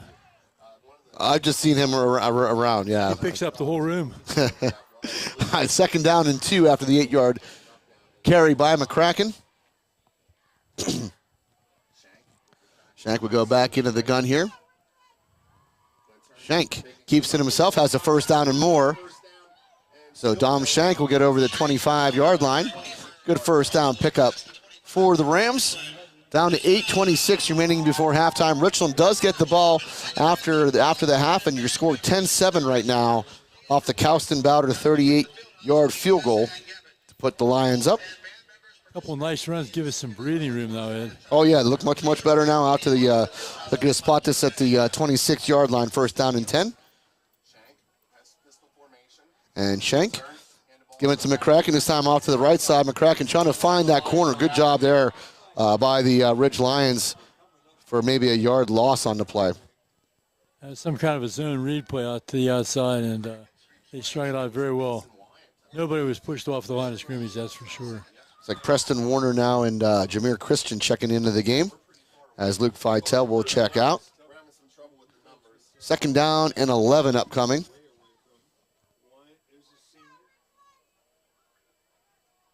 Shank will go back into the gun here. Richland was trying to run that freeze play again, Freddie, I thought. It didn't work.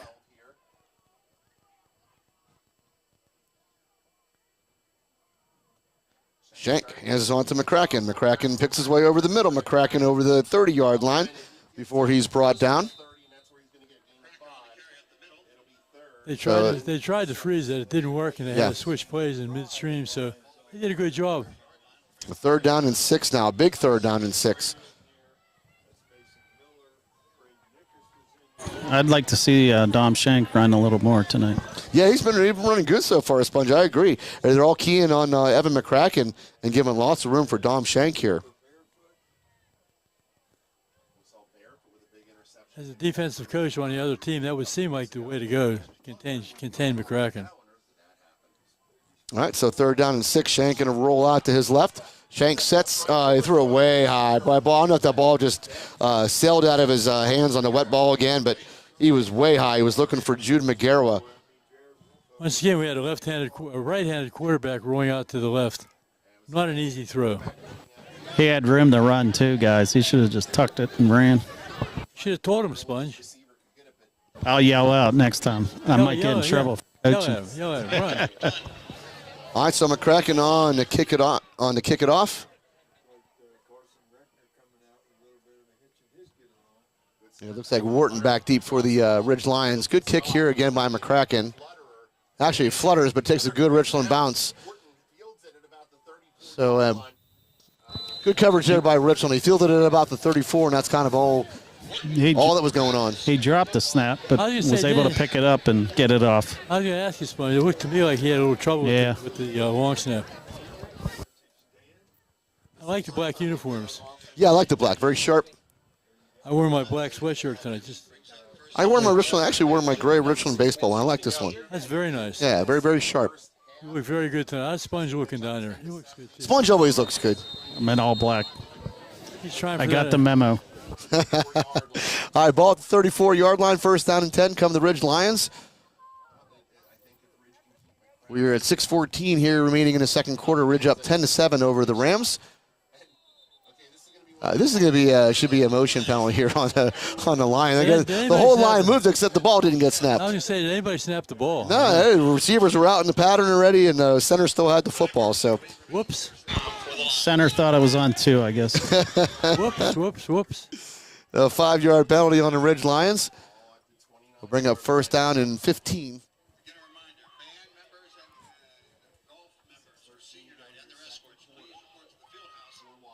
We have more senior nights coming up at halftime, Ed. Yeah, we have, I think, the golf team, the soccer team, maybe. All right, 1st down and 15. Wharton goes in motion here, and it will be Wysong who hands this one off out to Emmerich, and Emmerich will get over the 30-yard line to about the 33. So second down and long here. Second down at about 11.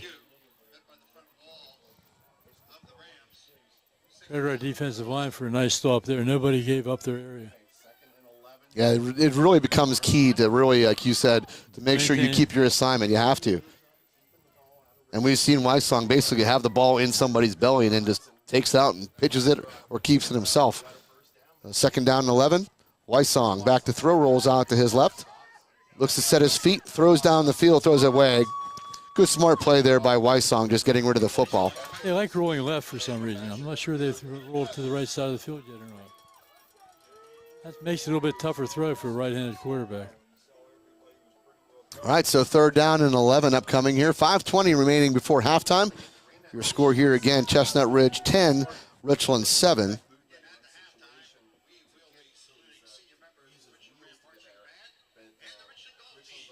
So it's the band and the golf team who are going to be will be senior spotlight here at the at halftime. Wysong rolls out to his right this time. Wysong has a man out there, and Richland will keep them short of the first down. They will bring up fourth down and about 2. So good coverage there by the Rams.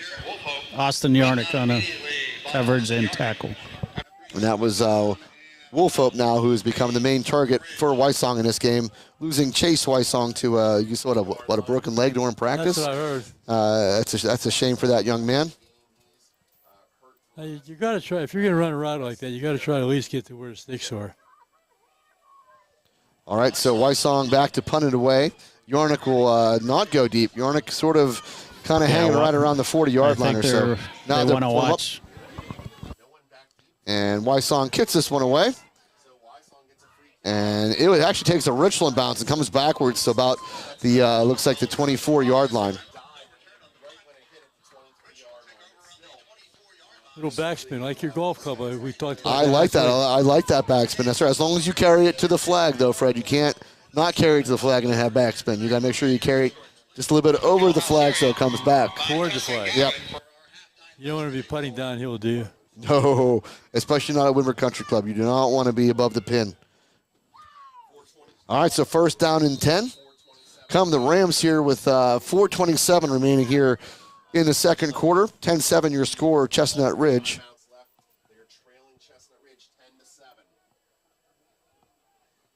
Shank will go empty backfield here. It is Evan McCracken with a 49-yard score from Shank earlier in the first quarter. This is a pitch out to McCracken. McCracken stutter steps, tries to turn the corner, and will pick up short yardage. Just nothing there for him. He tried to keep stringing it out. Yeah, he tried to be real patient there, Sponge, and he does pick up a couple yards, though. It'll be a second down in about 8. He got more than I thought he got. Not much, but it looked to me like a no-gainer. I think Chestnut or Richland maybe want to try some short passes now as they're going a little bunch formation here on the left. Wide bunch. All right, so Shank into the gun here. And Shank fumbles the snap, but able to keep it, but will go down for a loss on the play. So Dom Shank's even having a lot of trouble holding that football tonight. Yeah, he was supposed to hand it off. He missed the handoff and kind of bobbled it. Yeah, when he got the snap, it came right out of his hands. I think he seems to really be struggling with the wet football. We've seen one really duck come out. We see one pass that got so sailed over the intended receiver. We saw one really good pass from him. I talked to him early today and asked him with the weather if he would go to gloves, and he said he's done it in practice, so we'll see if he does that later. All right, so third down and 10 here for the Rams now. They'll put McCracken in motion, and they'll fake the pitch to McCracken. Shank will throw this one. That's a little screen play. Nice play there. Richland first down and more as they get close to the 40-yard line. Well-designed play there, Freddie. I say it every week. Richland runs the screen pass better than any high school team in the area. And that's not an easy play to run. It really isn't. It looks easy, but it's not. Yeah. Well done by Shank there as too, Sponge. Real good pass there. Yeah, he got it out quick, and Yarnick, he can take it to the house and at any time. All right, so the ball at the 39-yard line now of Richland, first down and 10. The Rams, they trail here 10-7 with 3:28 remaining here in the second quarter. Empty backfield once again for Shank, as McCracken is in a slot to the left. And Shank going to go that way, looking for McCracken, and kind of turned him around a little bit. He'll fall incomplete. He had room. Catches that in stride, Ed. He's going a long way. Yeah, it was just, I think he just kind of threw a little bit to the back of McCracken. McCracken tried to adjust to the football and just couldn't quite do it. Hey, guys, Penn Cambria 27, McCourt Carroll 7. So just kind of how we expected that game to go. So, again, the implication would be if Richland wins, they're in, and if they would lose this game and that score holds up, Richland will still go to the Laurel Highlands championship game against Central. And Shank will hand us off to McCracken. Good penetration by Chestnut Ridge, able to hit McCracken as he got maybe to the 42-yard line. Ridge is doing a good job of gang tackling on McCracken. So, some people might say, why keep running them, but it just takes that one time, and he'll break one and be gone. Absolutely. I mean, you have to keep feeding him. There's no doubt about it. He just needs one little seam, Sponge, and he's going to be gone. One broken tackle, and he's gone. All right, so 3rd down and 7, it looks like, for the Rams. They have to get to the 49-yard line as they put Jameer Christian in motion. And they'll go to Jameer Christian. Christian will get over the 45-yard line before he's brought down. So it's going to be a 4th down and about 4. Another young freshman on the Rams team. Very scrappy. I thought he was going to break that. Yeah. It's going to be 4th down and 3, Freddie. Coach Bailey thought about going for it. Yeah, I can tell he did, but they're going to get ahead and punt it away. It's a 10-7 ball game. Richland does get the ball after half, so. Clock is running here, 2:14, punt formation back for Rich. No, it's not. They're going to flag on the play here. Not sure what this flag is about. Richland wasn't even to the line yet. Wave it off. They thought he had, Illegal substitution by Richland, but I'm not sure what that was all about. I saw him wave something. I thought he was going to wave it off. Yeah, I'm not sure what that was all about, Sponge. I mean, the play hadn't even been. They were just getting to the line. Yeah, coach is not sure what that's all about either. I think we might have 12 guys on the field at one point. All right, so McCracken going to punt it away here. Back to punt for Richland, and we have not Morton this time. It's Cale Harrison back deep. One man back for Chestnut Ridge. Maybe dare try a fake here out of this, John. Oh, they were there. All right, McCracken, low snap, able to get it, kicks it away. Good punt, though, off of that snap again, and bounces at about the 26-yard line. So good job by McCracken to get that one off there. Last week against Clearfield, he went down to his knee, and actually, so he's done a really good job making sure he doesn't go down and use his knee. There's only one person on the field that can have his knee on the ground when he catches the ball. You know who that is? That's the holder. The holder, yeah. Yep. You're sharp, Ed. I can't. You're sharp. All right, I bet Sponge knew that too. Oh, I knew that. I know you're good, Sponge. All right, so ball spotted at the 25-yard line. 1st down and 10. Chestnut Ridge, only a minute 36 seconds remaining before halftime. 10-7 your score. Chestnut Ridge leading. As Wysong will go into the gun here. And Wysong will roll out to his left again. And Wysong has to throw this one away again as he was getting good pressure there by the Rams. Good coverage down the field as well by Richland. Rolling out to the left again. Yeah. Every time except one. There was one time they rolled to the right. Looks like the rain's coming down a little bit harder here right now, Sponge. Yeah, I might have to grab the umbrella. We're not letting you in the booth, you know that. The door's locked, that's right. I'm going to have to go out to my car. I think Fred might want another hot dog. These hot dogs are very good. All right, 2nd down and 10. Pistol formation here once again for the Ridge Lions. Wysong will keep it himself as he will now pitch it. And that's a short short gain on the play. He'll bring up 3rd down. Yeah, the running back was bobbling it as he went out of bounds. So a minute and 20. I wasn't sure if he was expecting that ball because it looks like I thought Wysong was going to keep it and pitches it at the last second. And maybe he wasn't even ready for the pitch. That option series is pretty good series. It comes from Bedford. Bedford used to run that better than anyone. I think Max played at Bedford. And that's probably where he learned from Dean McGee. Learned all the intricacies of the option. Yeah. What they did, though, is they stopped the clock, though, by running out of bounds. That's exactly right. So minute and 20, third down, and 8 upcoming for Chestnut Ridge. They'll stay with the same set pistol formation with Emmerich in the backfield. As Wysong will roll out this time to his right. Fakes the pitch, and that time Richland did a really good job. That time they didn't bite. Declan Piscatello stays home and takes down Wysong.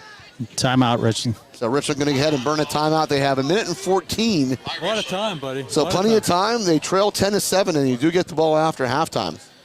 Hey, guys, I want to give you that 7th grade score. It was 38-12 over Central Cambria. Jake Smith had 1 touchdown run. Ty Ostrich had an 18-yard touchdown run, and Jake Smith had 3 touchdown passes. 22 yards to Ethan Lesneski, 40 yards to Sincere Williams, and 35 yards to my boy, Connor Brett. All right. Connor having a really good year. Yeah, I'm real proud of him. He's had a real good year. Where did they play that game? At Central Cambria? Yes, sir. The Red Devil. Were they on the Devil Field? They on the turf? Hey, Sponge. You there, Sponge? What was that? Nothing, never mind. Fred wanted to know if that ball was played with the big Red Devil logo at midfield. Yes, it was, and our players did the Hooday chant on the Red Devil afterwards. Yeah. I think Fred still sees that in his nightmares. Not quite that bad. We have a guest in the press box. All right, so Wysong going to punt it away. Nobody back deep for Richland. And Richland was coming hard. Punt got away. Good kick here by Wysong. And it takes a good bounce. And we'll roll inside the 25-yard line, down at about the 27-yard line. Richland will take over first down and 10 with a minute 1 left to go before halftime. We have a Ridge alumni in our booth. I'm not sure we should let him in. But he's got the IUP stuff on, so that's pretty cool. He coached at Richland, but he was an alum. He's an alum from Chestnut Ridge. It was way back. When did you graduate? 68. Football player, wrestler, all-around good guy, Dick Mock. Now coaching at IUP. Who plays tomorrow at? Duquesne. They'll be against Duquesne tomorrow. Duquesne? Oh, no, sorry. I'm thinking St. Francis. St. Francis is playing Duquesne. IUP is playing. Yeah, who are you playing? Who's IUP playing? Seton Hill, IUP, Seton Hill. All right, we're going Wildcat here with McCracken on first down. And this is going to be a handoff to, I think this is Austin Yarnick, who will get over the 25-yard line.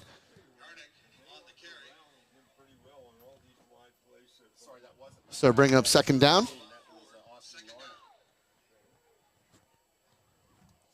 Second down and 6 after the 4-yard carry by Yarnick. They'll stay with the Wildcat with McCracken. Down to 34 seconds and counting here before halftime. 10-7 your score. Chestnut Ridge leading.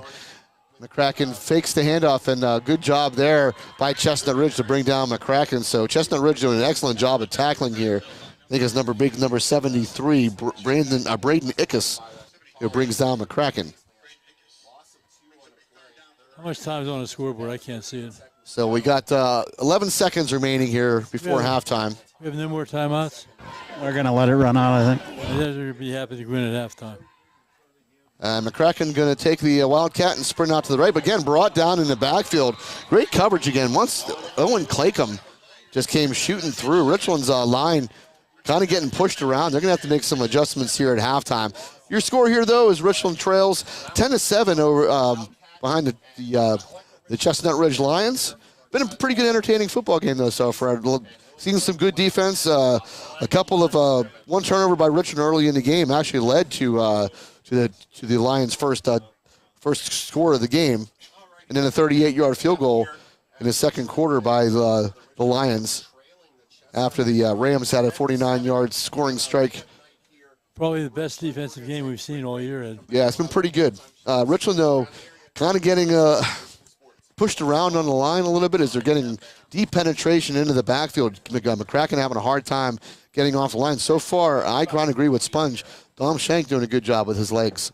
He is. He's doing a good job. He fakes that wildcat play, and he runs the ball up the middle, and he does a good job. He's having a little bit of difficulty passing the ball there. So just to recap real quick, it was a 19-yard run from Emmerich off of the Evan McCracken fumbled at his own 42-yard line, and Chestnut Ridge able to capitalize. And then it was Evan McCracken on a 49-yard pass from Dom Shank, which tied the score at 7. And later in the second quarter, a 38-yard field goal by Kostenbauer.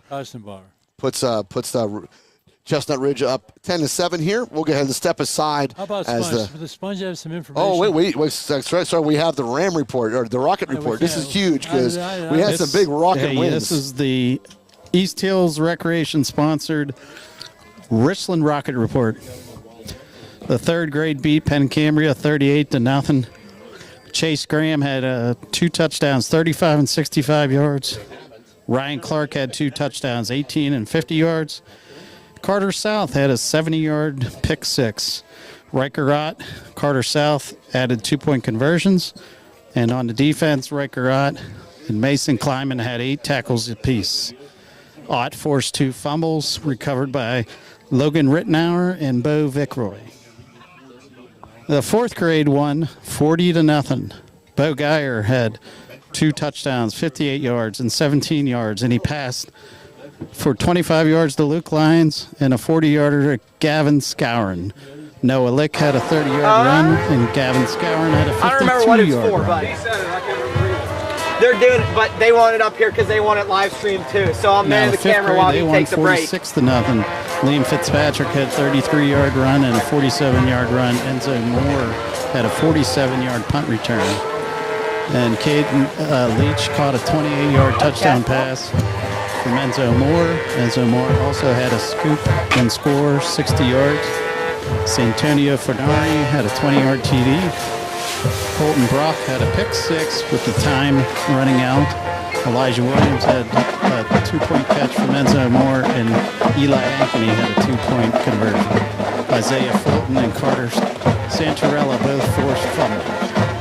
The 6th grade, 39-6 over Pencambria. Matty Velasquez had a 6-yard TD to Josh Regan and an 8-yard TD to Jackson Horvath. Karsten Hill had a 90-yard fumble recovery for a touchdown. Aiden Yardick had an 8-yard run. Wes Vickroy had a 1-yard TD run. Xander Maxson had a 39-yard TD. And Matty Velasquez and Cody Baumgartner had several connections to set up TDs, and they connected on a 2-point conversion. And that's the Richland Rocket Report, brought to you by East Hills Rec. That was some huge scoring by those kids. Great job by all those young men. I love that name Enzo, though. You said it sounds like Enzo. I mean, it's just so cool. He's a good athlete. I've seen him play. All right, thanks, Buck. So we'll go ahead and step aside here again. Your score, Chestnut Ridge 10, Richland 7. Richland does get the ball as we come back from halftime. You are listening to the Richland Football Network.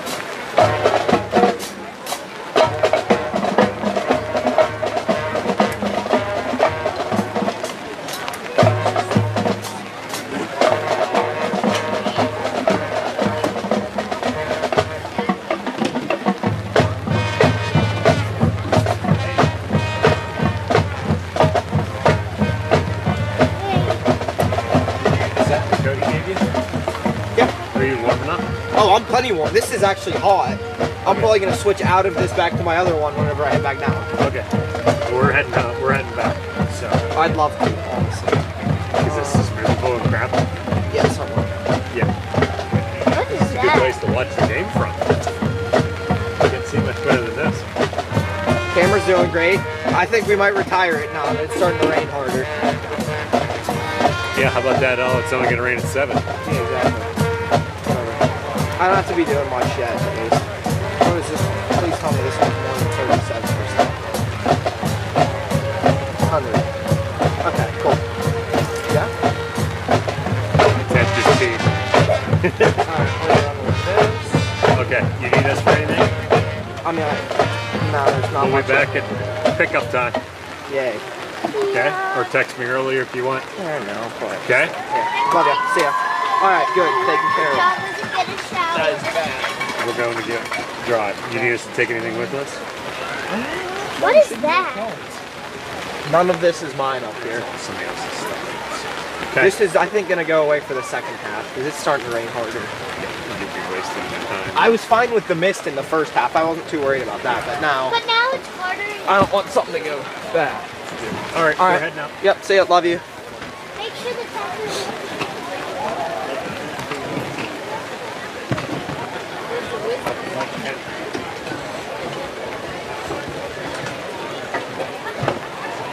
There we go.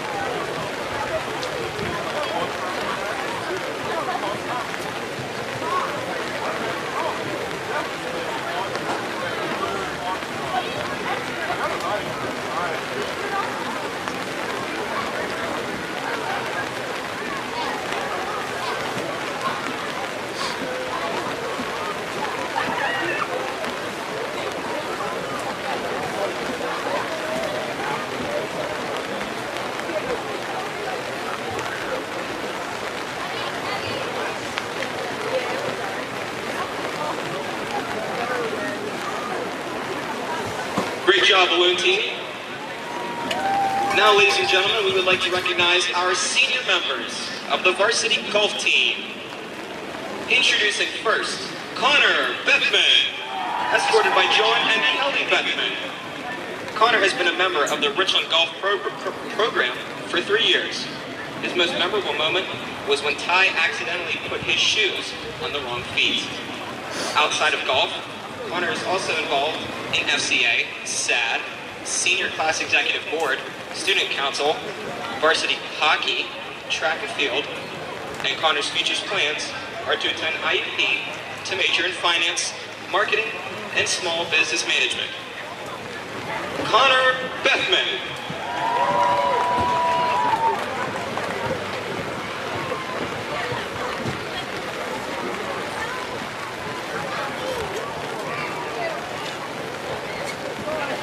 Next up, we have James Gorchik, escorted by Allison and Corey Gorchik. James has been a member of the Richland Golf program for 3 years. Outside of golf, James is also a member of the ski club. His future plans are to attend college. Round of applause for James Gorchik.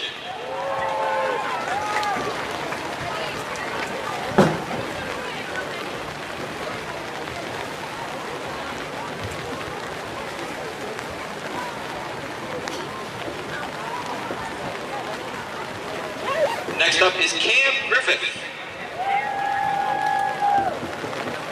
escorted by Chad and Kelly Griffith. Cam has been a member of the Richland Golf program for 3 years. His most memorable moment was when Ty would trash talk him every time he had a bad shot. Outside of golf, Cam is also involved in varsity hockey. Cam's future plans are to attend UPJ to major in marketing. Round of applause for Cam Griffith.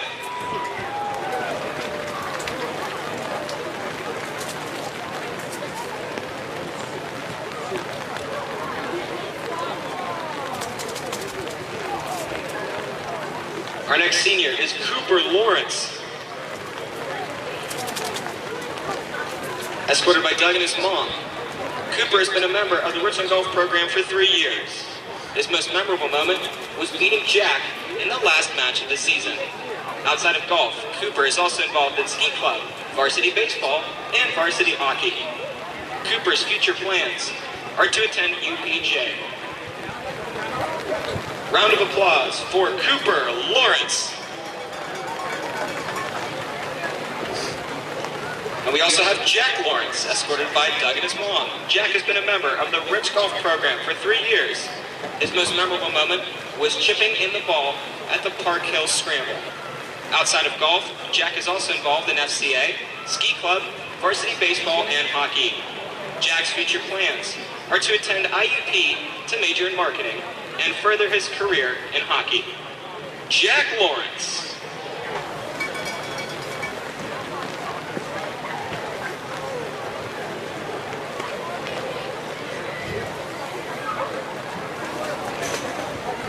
And our final golf senior is Ty Salem. I'm not sure. It was whatever we're setting. Escorted by Scott and Sherry Salem. Ty has been a member of the Richland Golf program for 4 years. His most memorable moment was when Coach JJ asked him if he wanted to start in a varsity golf match his freshman year, and he happily said yes, of course. Outside of golf, Ty is also involved in Pep Club, Club Kind, and Bocce Ball. Ty's future plans are to attend the Commonwealth Technical Institute at the Hiram G. Andrews Center to study culinary arts. Ty Salem.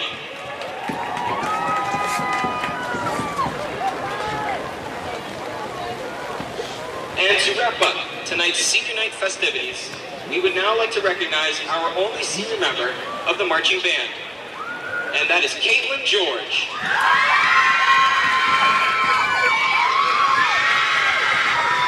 Caitlin is escorted by Bethany and Fred George. Caitlin has been a member of the Richland Marching Band for 5 years. Her most memorable moment was meeting her closest friends at her very first game in marching band. Outside of cheer, Caitlin is also involved in Club Kind, creative writing, and forensics. Caitlin's future plans are to major in sociology and minor in psychology, to pursue a career as a trauma-based psychologist. Round of applause for Caitlin George.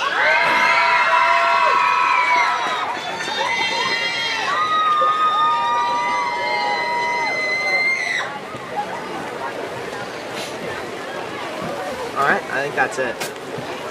Thanks, buddy. Absolutely. And with that, that concludes our senior night activities. And now it's time to watch the balloon crew.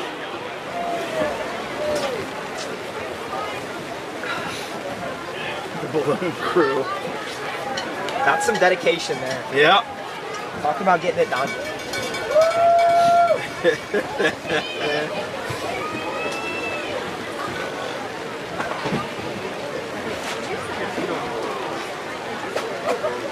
Alrighty. Thanks, buddy. Have a good night. Yeah, Have a good weekend. Oh yeah. You too. Don't get in any trouble. I'm not that kind of guy. Good answer.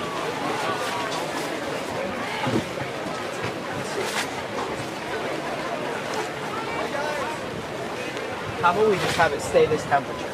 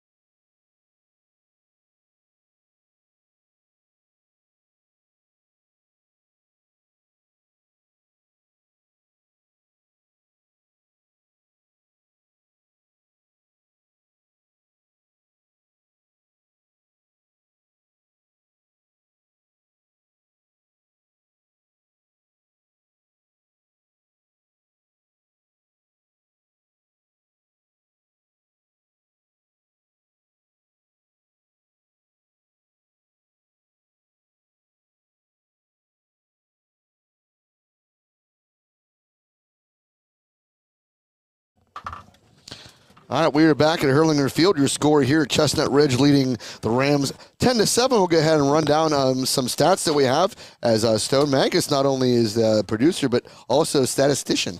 Yes, I am. I do this just for fun. They're rough. They're just to give you an idea of how the game's going.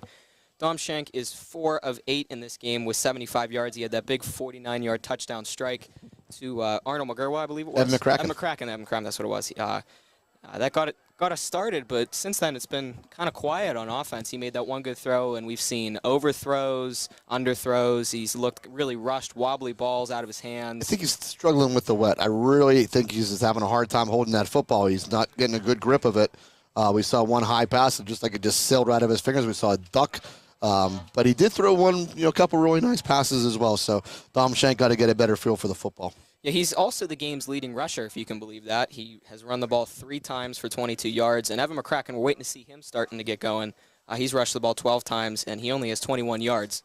Robertson and Yarnick also have touches. They both have 1 carry for 4 yards. And the receivers in this game, 4 receivers, they all have 1 catch. Obviously, McCracken with a touchdown. Jude McGurwa has a reception for 9. Yarnick had the 1 for 13, and Christian had the screen pass for 4. Could have broke it loose there, it looked like, but he came back inside and got tackled for only a gain of 4. But it'll be interesting to see how the offense comes out of the gates here in the second half. Yeah, I'm sure Richland going to come out and do have a couple of adjustments. Seems like they're getting blown off the line of scrimmage, so a lot of penetration by the Chestnut Ridge Lions coming up the middle. And this is kind of a discussion that we were having as the break was going on.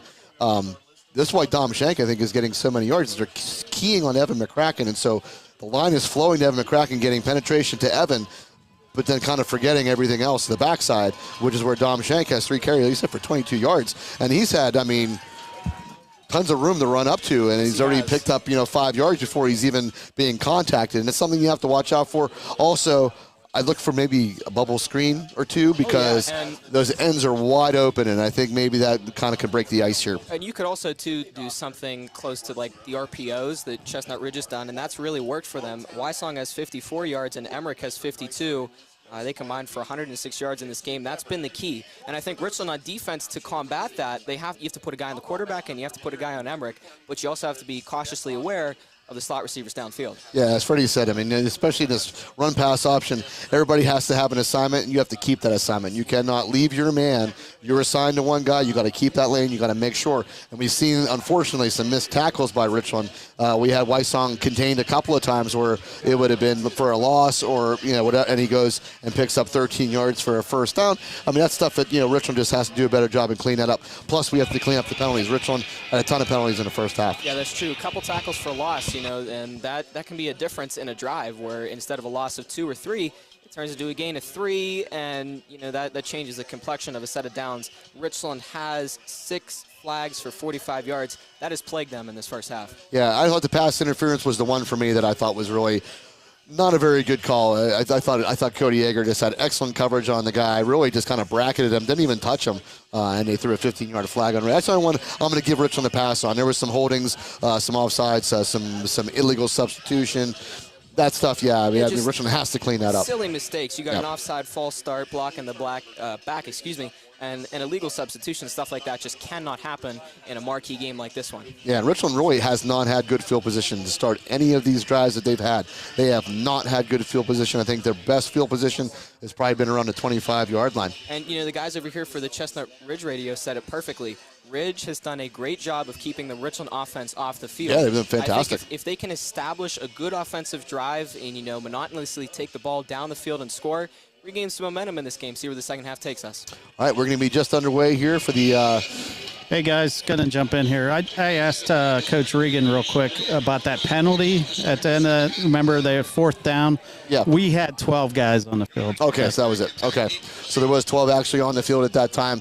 So Ridge going to have to kick it away here as we start the second half. Richland trailing 10-7. Like I said, this game is to see who goes to the Laurel Highlands championship game. And right now what's happening down with Ben Cambria and McCourt Carroll, if the score would stay the same, Richland's going to go to that game. And obviously if Richland wins, they're going anyway. So little pooch kick again. This one right into the hands of I think that is Cody Yeager. Trying to catch the number of the player there, Sponge. Couldn't catch you. Yeah, Cody Yeager. So Cody Yeager does a nice return job, goes over the 35-yard line. So Richland probably with their best field position of the game. Trying to think of when the last time we were losing at halftime, Ed. Well, actually, we've come back quite a bit this year. I'm not sure if we've been losing at halftime. We may have been, but I'm not sure. Penn Cambria, I think. Yeah, I think we may have been losing to Penn Cambria coming out. Yeah, very often. No, it doesn't happen very often at all. But we'll see what kind of adjustments Richland makes here. Exactly, this staff makes the adjustments usually. I'm not concerned yet. Richland going with the bunch formation here on the left. First down and 10 as we get underway here in the second half. Dom Shank goes under the gun. And Shank going to set his feet and throw out to the right. Get another wounded duck. That's going to be picked off at the 40-yard line. This is Wolfhope. Wolfhope inside the 40-yard line of Richland now. So, again, I think just struggling with that football is Dom Shank. He came off as a very badly wounded duck. Just kind of floated in the air. And that's not what you wanted if you're a Richland Ram fan. I was talking to Coach Mark at halftime, and he was talking about Richland being in the bunch. That Chestnut Ridge only had 2 people covering 3. Yeah. I took a close look at the bunch this time. I think they had a better cover. They must have made that adjustment at halftime. But Richland has never really exploited that the entire time, the whole first half. We actually threw away from the bunch. Yeah. Overload one side and throw it back to the weak side. All right, so Chestnut Ridge off the second turnover here by the Rams has the ball at the Richland 39-yard line. First down and 10. As Wysong pulls it out of the arms of Emmerich. And there's a flag in the play. This might be a hold here on Chestnut Ridge now. It should be their first penalty of the day, I believe. That's a good example of sticking with your man. The quarterback was wide open on the corner. Yeah, and he put that ball into the belly of Emmerich and kind of ran with Emmerich for a yard or two, and then just the outside contain takes it out and goes got sucked on, and Emmerich took the ball out and kept it. I think that was a crackback block. I think. Oh, so a bad block. Okay, so a crackback block. Hey, we got fog moving in here too, guys. Oh, that's awesome. I see it. I see it moving in. Where are you at, for Sponge? You down or somewhere? I'm here. Hey, Sponge, wait till those people have to drive home over the mountain to Chestnut Ridge. If the fog's moving in here, I can imagine what it's doing on the mountain here. Huh? Get in that car. All right, so ball at the 49-yard line. First down and 20 for Chestnut Ridge. Wysong rolling out to his left again. Wysong guns it and will fall incomplete, looking for Wolfhope. Knocked away by Jude McGarwa. Another roll out to the left. Not only to the left, to the short side of the field as well. They really like rolling to the left. Yep, second down and 20 for Chestnut Ridge. Richland did get the ball after the half, and on the first play, Dom Shank throws an interception off. You can tell just not have a grip of the football. And then a crackback block on Chestnut Ridge puts this ball all the way back to the 49-yard line of Richland, second down and 20. Pistol formation here with Emmerich in the backfield here now for Ridge. Wysong hands this one off to Emmerich, and Emmerich will get over the 45-yard line and pushes to about, let's see where they spot this, maybe the 41. Tough runner, Ed. Yeah, so third down and about 11, it looks like, or so.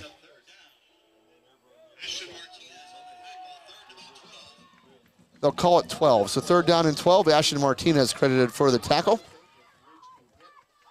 Big play coming up right here. They'll stay in the pistol with Emmerich.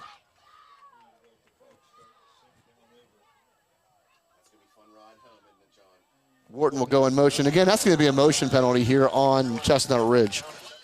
So once again, everybody moving. You can see the quarterback, but the ball did not get snapped, and that's going to now bring up third down and 17.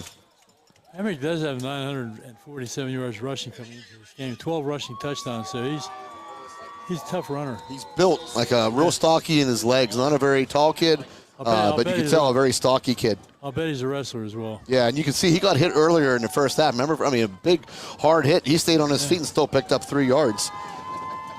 All right, so third down and 17 now for Chestnut Ridge. Wysong back to throw. Straight drop back. Wysong throws this one out to the left. And a flag in the backfield there. His pass is completed, well short of a first down. Probably a holding call.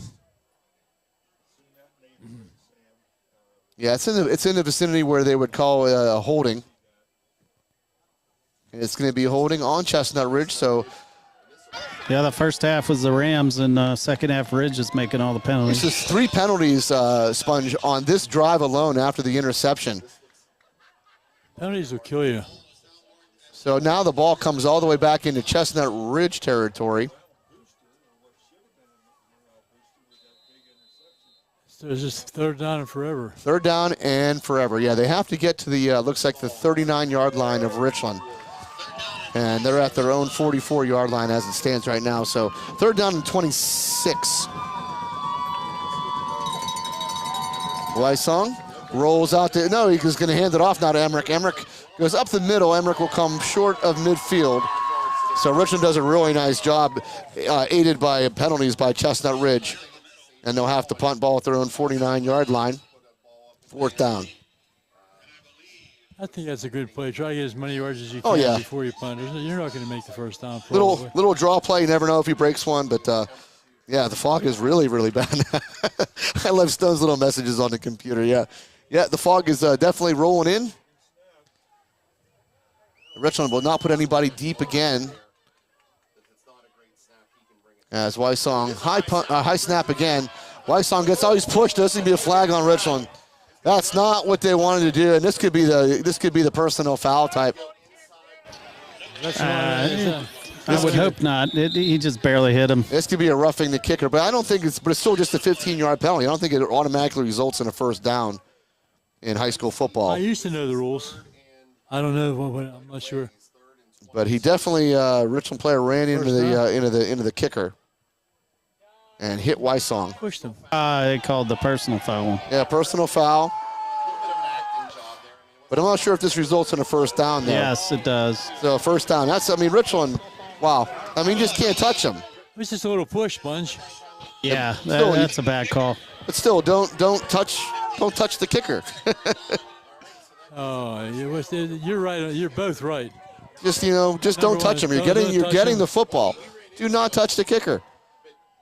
So now, after that, moves the ball way back into Richland territory at the 36-yard line. Well, it was 4th and 21, so I guess it is an automatic first down, so 15 yards. So first down and 10. So Richland shoots themselves in the foot now after Chestnut Ridge did it.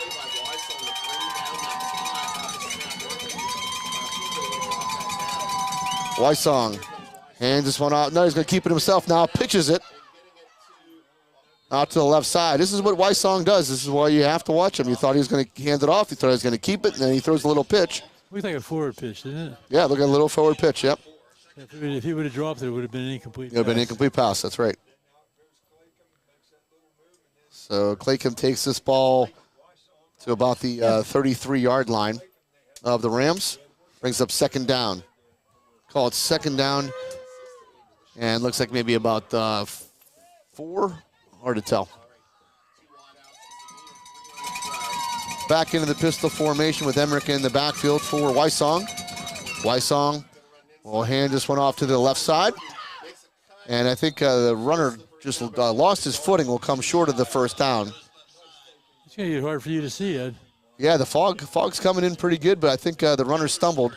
And it's going to be, looks like third down and short. Hey, guys, as the fog rolls in, I want to say a shout-out to the McIntyre family. John, Monica, Lily, and Lydia. They're my in-laws, and they're over at Chestnut Ridge watching a game. She sent me on text, and they're nice and warm in their house. Yeah, I saw the picture. Look very, very cozy. So good for them. Hope they're enjoying the broadcast. Third down and 2 for the Lions. Pistol formation once again. Wysong will keep it himself. Richland stays true, and that's a big loss on the play. That's what you got to do. You got to stick with your man. Yep, thought they were going to hand it off to Emmerich. And Richland stuck with Wysong and takes him down for a loss. Penna and Fitel on that. So fourth down upcoming. Wysong should have handed that ball off. They still wouldn't have got a first down, but it wouldn't have been a loss for sure, as Richland defense was there to stop Emmerich as well. So 4th down and 4 now for the Lions. They'll stay with the same set with Emmerich in the backfield here for Wysong. Man in motion. And Wysong is going to just heave this one up the middle. And good coverage there by Richland. No flag on the play. Good job. Knocked it down. Well, he just fling. He did fling. He did. He just had to get rid of it. He was getting heavy pressure. Flung the ball down the field. And good coverage. I'm not trying to catch a number of who defended that. They batted the ball down. That was Austin Yarnick on that play. Austin Yarnick able to bat the ball down. No flag on the play. Richland will take over. If they would have thrown a flag, I was running on the field, Ed. Don't do that, Sponge. You know, that pass, though, worked last week for Clearfield, as they did numerous times and just kind of winged the football down and able to pick up yards. So 1st down and 10 now, Richland, as they take over on downs. Dom Shank. And Dom Shank will get to the 40-yard line. That's McCracken, bud. Was that McCracken? Okay, so McCracken on the Wildcat. 9-yard pickup, 2nd down and 1. Down to 6:40 and counting here in the 3rd quarter. 10-7 your score. Chestnut Ridge still leads. Now it's turned out to be a very foggy night at Herlinger Field. That was the longest rush of the game for McCracken, 9 yards. But it just takes one. That's all it takes. Sponge was right. He made that call in the first period. All right, so McCracken stays in. And McCracken going to keep it himself. Will try to get out to the left side sideline. Turns the corner, has the 50 before he's knocked out of bounds. Good tackle there by the Ridge Lions. That is number 4, Emmerich, on the tackle. He's so dangerous when he gets to the corner. Yeah. McCracken. Yeah, I'm thinking we're not going to see a whole lot of Dom Shank right now. He's kind of struggled in this football game. I'd be not sure if we're going to see a whole ton of him right now. Just having a hard time holding on to that ball. 1st down and 10 come the Rams with 5:55 remaining here in the 3rd quarter. Going with Evan McCracken now as your quarterback. McCracken going to take it himself out to the right side. Again, good tackle there by Chestnut Ridge. No gain on the play. They're very solid tacklers, Ridge. Their defensive coordinator does a good job with teaching tackling. Easton Robertson now will check into the game, and Joe McInerney will check out. So 2nd down and 10. Chestnut Ridge, you got to give them credit. They really do. They don't miss tackles. Well. They do not miss tackles. Bunch formation here. 2 wide receivers on the left side. McCracken staying in at the Wildcat.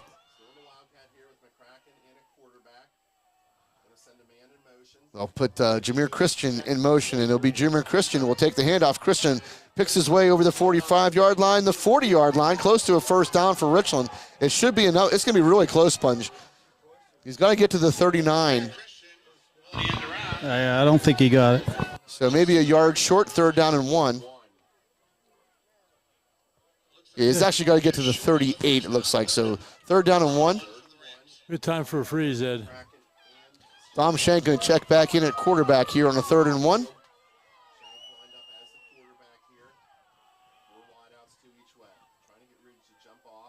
And Ridge almost jumped, but again, they're far back enough where they didn't. I knew that was coming. Good time for a freeze. Yep, didn't come across a neutral zone. Shank will keep it himself. Shank has enough for the 1st down and gets to the 35 before he's taken down. So good run by Dom Shank. Picks up a 1st down for Richland. I'd like to see Dom Shank feel good about himself. I mean, I think, and I don't think it's anything to do more to do than he just is not getting a good grip on the football. He's got to get more confident. He should have a lot of confidence by now. This is his 3rd game. Yeah, but I think the problem is tonight he cannot get a grip on that football. We've seen a couple of ducks come out. So 1st down and 10 come the Rams at the Chestnut Ridge 35-yard line. 10-7 your score. Chestnut Ridge leading. Shank will pitch this one off to McCracken. McCracken running hard out to the right side, reverses field back to the left side. Shank makes a good block out there. And McCracken able to get close to the 30-yard line before in fact, he kept his feet in bounds and gets over the 30-yard line. His helmet comes off. Really nice block by Dom Schenk. I think the fans are calling for some sort of penalty on Chestnut Ridge, not going to get it. You know, McCracken fights for every yard he can. If you're going to fight for every yard, you have to expect to get hit. Yeah.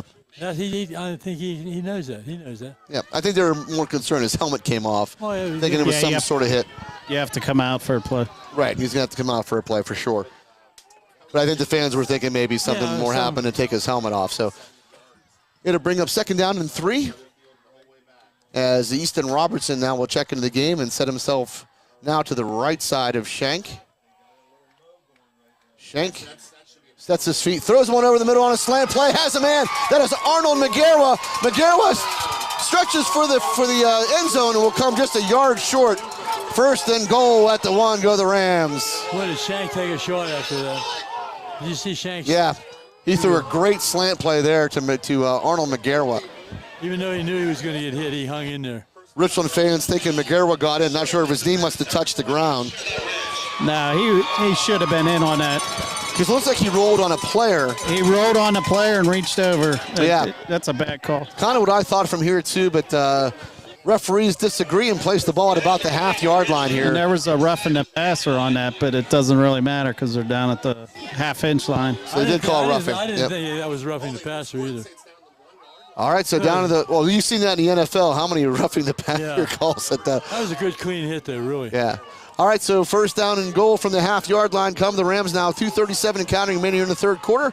Richland trailing by 3, 10-7 your score. As McCracken goes Wildcat. And McCracken going to push this one inside and walks into the end zone for a Richland Ram touchdown. Flag comes in at the end of the play. We have some sparring going on.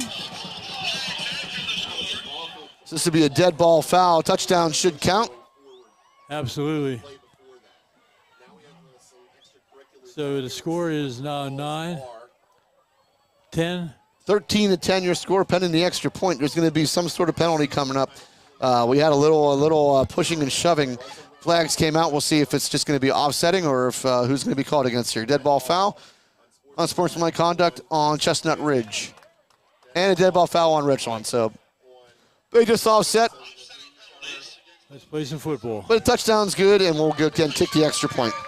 Probably a good call, You have to kick it. You have to make a 4-point advantage. So Evan McCracken went in untouched there, Sponge. Yeah, he practically walked in. All right, so Ritko on to attempt the extra point. Easton Robertson is your holder. 13-10 is your score. Pending this extra point. We have a discussion on the sideline between the referee and the coaches from Richland. I'd like to know what that's all about. I think the referee might be asking, what's a good place to go for dinner after this game, Coach? He was discussing the penalty. We have a lot of good places to go on our sponsor sheet here, buddy. Oh yeah, we'll do it at the end of the third quarter here. We have 39 sponsors. Very hard to read. It is hard. When you get a little quick break, so we gotta make sure we have enough time to read them all. So Ritko getting set. We're still having explanations to both coaches here by the referee. I think we're finally ready to try the extra point.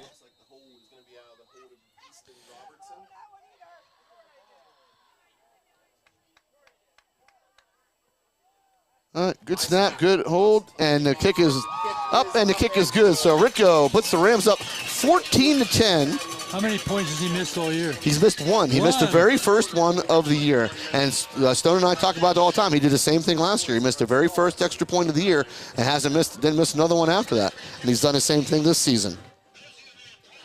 Looking for a place to eat? How about some of our sponsors here? Absolutely. Roof Reju, Senator Wayne Langerhold, Advantage Auto, Mahelco's, Ed DiMartino, DMD, Slovenian Savings and Loan, FX Screen Printing, The Fifth Bar and Grill, Flair of Country, Johnstown Construction, Nico's, FWF, First Team Advertising, John Poncione, Wimbercare, Best Window, First Summit Bank, Pinnacle Chiropractic, Dean Jordan, Goodyear Tires, Poncione Financial, RPM Sign, Advanced Auto Systems, DB Homes, Worrell Auto Group, Precious Metals and Diamonds, Beauty Lawn, Memorial Chevrolet, Chan Soon Song Wimber Medical Center, Rizzo's, Cardolino Eye Care, Sporting Good Discounter, TAP 814, Asiagos, Market Basket, Ashbro Landscaping, Vantage Physical Therapy.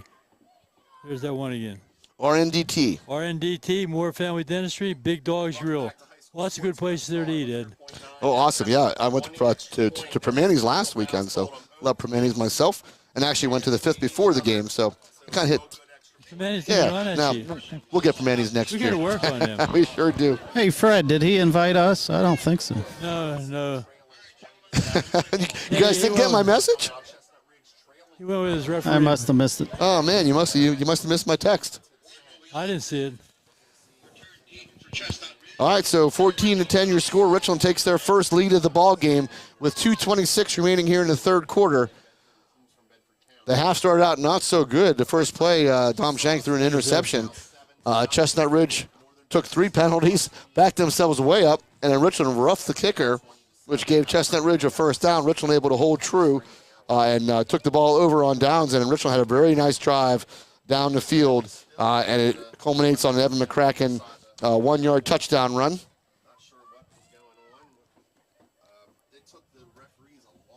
And again, the referees, they're having discussions again here. Yeah, I think some fans are getting a little out of hand, and the refs aren't going to deal with it, they said. Why don't you get on that, Sponge? Yeah, I'm trying to find out. Take care of those fans, I mean. Well, I think there are fans, so I don't know. All right, so Rico on to kick it off for the Rams. It looks like Wharton is the deep man here for the Lions. And this is a good long kick by Ritko. Fielded just over the 5-yard line at about the 6. Wharton goes up the middle. Wharton able to get to about the 30-yard line, maybe the 31 before he's brought down. Looked like he had a hole there, but it closed up rather quickly. Yep. So first down and 10 come the Lions now as they trail for the first time in this ball game. What a far cry for them, though. They last week for them was a 50-43 shootout with Bishop Guilfoyle, and now only 10 points in this game. We had our own little shootout here last week as well. Yeah, our game was 35-28. Richland held on to beat Clearfield. So they'll spot the ball at the 31-yard line. First down and 10, Chestnut Ridge. As Wysong will go back into the gun with Emmerich in the backfield. Wysong will hand this one off to Emmerich as he gets over the 35-yard line to about the 36, 5-yard pickup. Second down and 5 upcoming. Yeah, they certainly don't need to panic, Chestnut Ridge. They've been doing a good job on the ground. Lots of time left in the game, and they're only 3 points behind. Because I know everybody cares. The Islanders are tied 3-3 with the Devils. What sport is that? Because I know you care. And it's the Devils, yeah. All right, so second down and 5, 1:43 and counting here in the third quarter. Richland leading 14-10. Wysong now rolls out to his left side. Wysong pointing deep, and he's going to get sacked at the 25-yard line. I think I might have just thought or said it. McEnany. Joe McEnany comes in and makes the sack. They're going to spot this ball at about the, it looks like maybe the 16, 17-yard line. Why not keep running the ball, Ed? Yeah, I know. Exactly. I made the comment there. Why not? Don't panic. Yeah. Now look. Wysong was wanted a man to go deeper. He was looking for that big shot down the field, and in shot Joe McEnany. Got a hold of Wysong and put him down. So now a third down and 19 upcoming for Chestnut Ridge. They'll go pistol formation here with Emmerich in the backfield. Wysong back to throw, throws to Emmerich. And Emmerich will be taken out of bounds by Richland. That'll be well short of a first down. And Richland will force the punt. 2nd and 5, now you're punting. I don't understand it. Kind of what happened we said the same thing with Clearfield last week as well, too. And Fred, you said it right away when they did it. Like, what are they doing? I mean, that just kind of shot yourself in the foot. And now Chestnut Ridge may be a little bit of a panic situation, does the same thing, and they're going to have to kick this ball away. Coach Bailey's very happy to be getting the ball back. He's looking at his play sheet right now. And I'm sure they're telling now the Richland players to not touch Wysong. Last time they got a roughing the kicker call. And Yeager will be back deep for the Rams. And this time, Wysong couldn't get a hold. Wysong running around. Wysong going to take him down inside the 20-yard line at the 19. I don't know if he got a good grip on that ball, but he didn't. I thought maybe it was going to be a fake at first, but he just didn't get a good handle on the football. Yeah, couldn't control of it and tried to go outside to punt it, and there was no room, so they got upset. That's about the fourth high snap he's gotten. That's the first one he really couldn't come down cleanly with. And Richland is right there. Now they take over at the Chestnut Ridge 19-yard line with 35 seconds remaining here in the third quarter. So Dom Schenk will go into the gun with McCracken in the backfield. How quickly things change. Just like that, exactly. The half did not start off well. Interception immediately. And this is going to be McCracken now. McCracken works his way back to the middle as he gets to the 15-yard line. 4-yard gain, 2nd down and 6 upcoming.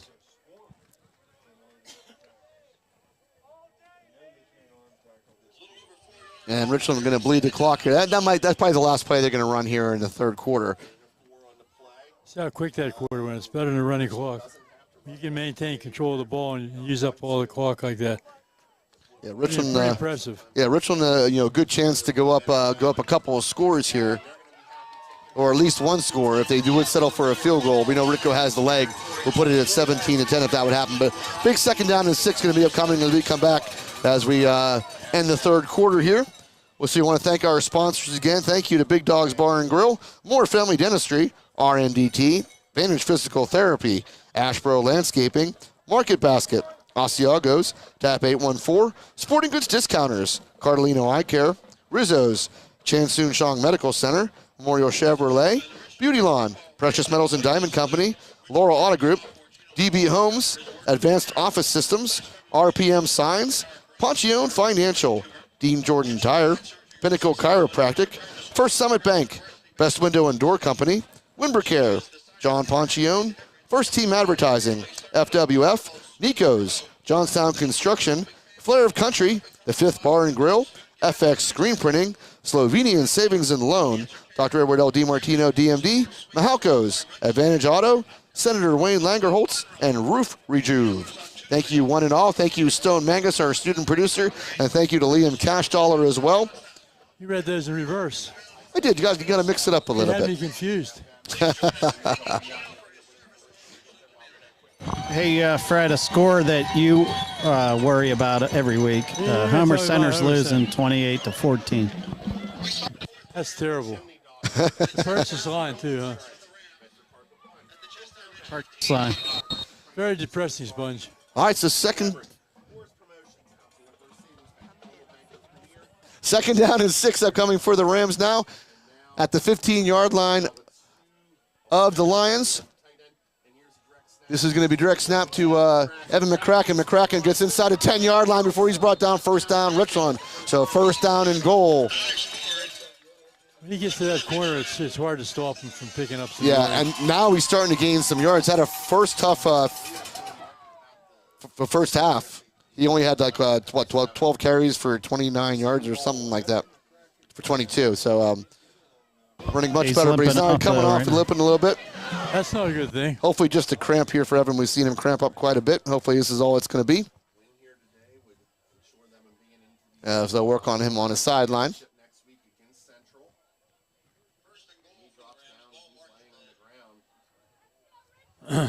So Easton Robertson will check in. 1st down and goal for the Rams at the 9-yard line.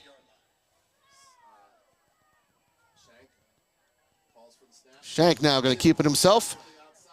Shank will go up the middle, and he'll get down to inside the 5 to about the 4-yard line. 2nd down and goal.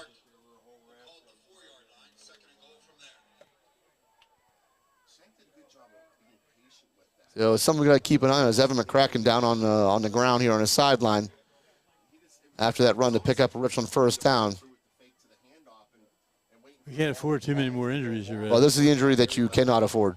No. The Evan McCracken.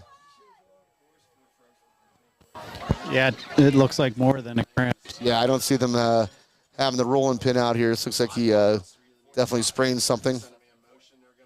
And Shank will keep it himself. Shank will go close to the goal line here. Will come short at about the 1. So 3rd down and goal upcoming. Even if they don't get it in, this field position is going to be torture for Chestnut Ridge. Trying to dig them out of that hole is not going to be easy. Does he try a field goal? Don't get it in here? Why not? Well, 3rd down and goal from the 1. I'm going to say they're going to pick it up, so that's my call. I think odds are in your favor, Ed.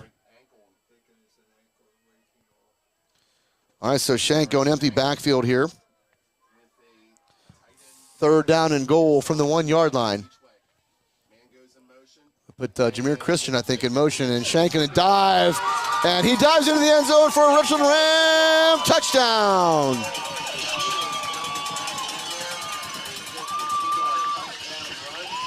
So the Rams go up now 20-10, pending the extra point. And it looks like Evans putting a little more weight on his foot right now on the sideline. So we're going to hope for the best here. He's got a little bit of a limp, but he's able to put some pressure on it. How many TDs is that for Shank tonight? 2? So Dom Shank. 6 for the year. 6 rushing touchdowns for the year. Ritko on to attempt the extra point. Flag on the play. Richland must have jumped. Yeah. So a little movement by Richland will push us back 5 yards. We'll just practice that field goal right now. Yeah, exactly. Just push him back a little bit. Just give us 10 yards. We want to move 10 more. Definitely not a problem for the leg of Ritko to push him back 5 yards. What you need is a good snap and a good hold. He is a very impressive kicker. We kind of take him for granted, but he's impressive. Little high snap. Ritko will get this off as Robertson did a really good job of putting that down. Ritko puts it up. Very good. And Richland goes up now 21-10 with 9:31 remaining here in the 4th quarter. It all started with an attempted long pass. I didn't agree with the call, and I still don't agree. Yep. I'm not going to second guess Max. He's a great coach. You have to wonder, you're 2nd and 5, and you're throwing deep bombs. I think you're just, you're trying to think you can catch them off guard. You can do something this is going to catch and it ends up costing you. And then Richland coming alive though on defense. They sacked Wysong a couple of times and got some losses on the plays just by good hard tackling, getting in the backfield and making sure they stay on Nate Wysong. It's always roll out left as well. Yeah, a lot of rollouts to the left. They roll out to the right one time all night. So there's a reason for that as well. A reason I'm not aware of. All right, so Richland going to have to do a good job here on kick coverage. It's been their bugaboo. They go up 21-10, and it's Wharton back deep for the Lions.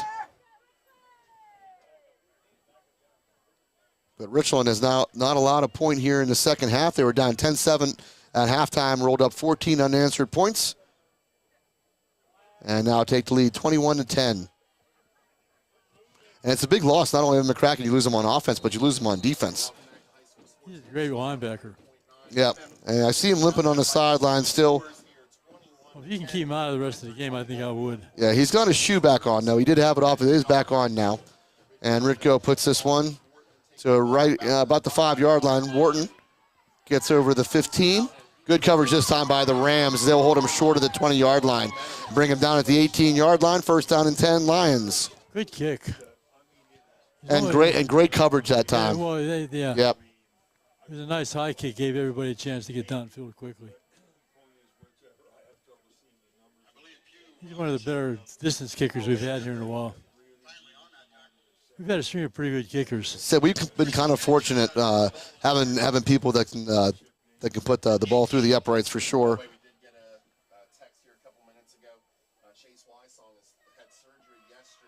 All right, going pistol formation here with Emmerich in the backfield as Wysong will go into the gun here. 1st down and 10 from the 18-yard line. Wysong back to throw.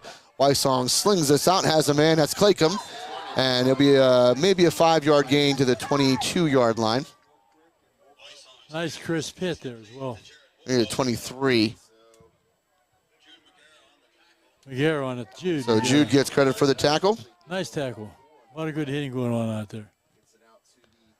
They'll give him 4 yards to the 22. So 2nd down and 6. Wysong rolls out to his right this time, has a man. And right there are the Rams for the tackle. They take down Claycomb. was That goes a roll. Cody Yeager on the tackle. It was a roll to the right, second time all night. Looks like Evan got his ankle taped up, but I don't know if he's going to try to go back in or not. You know, at 21-10 in the game, I mean, really, that you don't need to win now, yeah, I'd probably hold him out as well. They kind of did that in the Forest Hills game too, Sponge. Yes. All right, Wysong back to throw, slings this one to the right side, has a man, but short of a first down at the 26-yard line. So we'll bring up a fourth down and about 2. And I imagine they're going to go for this as the clock is down to 8:05 and counting, and Chestnut Ridge down 21-10. So this could be a big part of the game right now. Richland can stop this. They'll take over on downs. Fourth down and 2. Wysong rolls out to his left. Wysong looking down the field. Has a man open, though. That is enough for a first down. Caught by Claycomb, hit by Jude McGarwa. So brings the ball at about the 36-yard line of the Lions. That was kind of a gutsy call, I think. I mean, at this point of the game, it's a game you have to win. I mean, you could have run for it, I thought. So they'll spot the ball. It looks like the 37-yard line. First down and 10.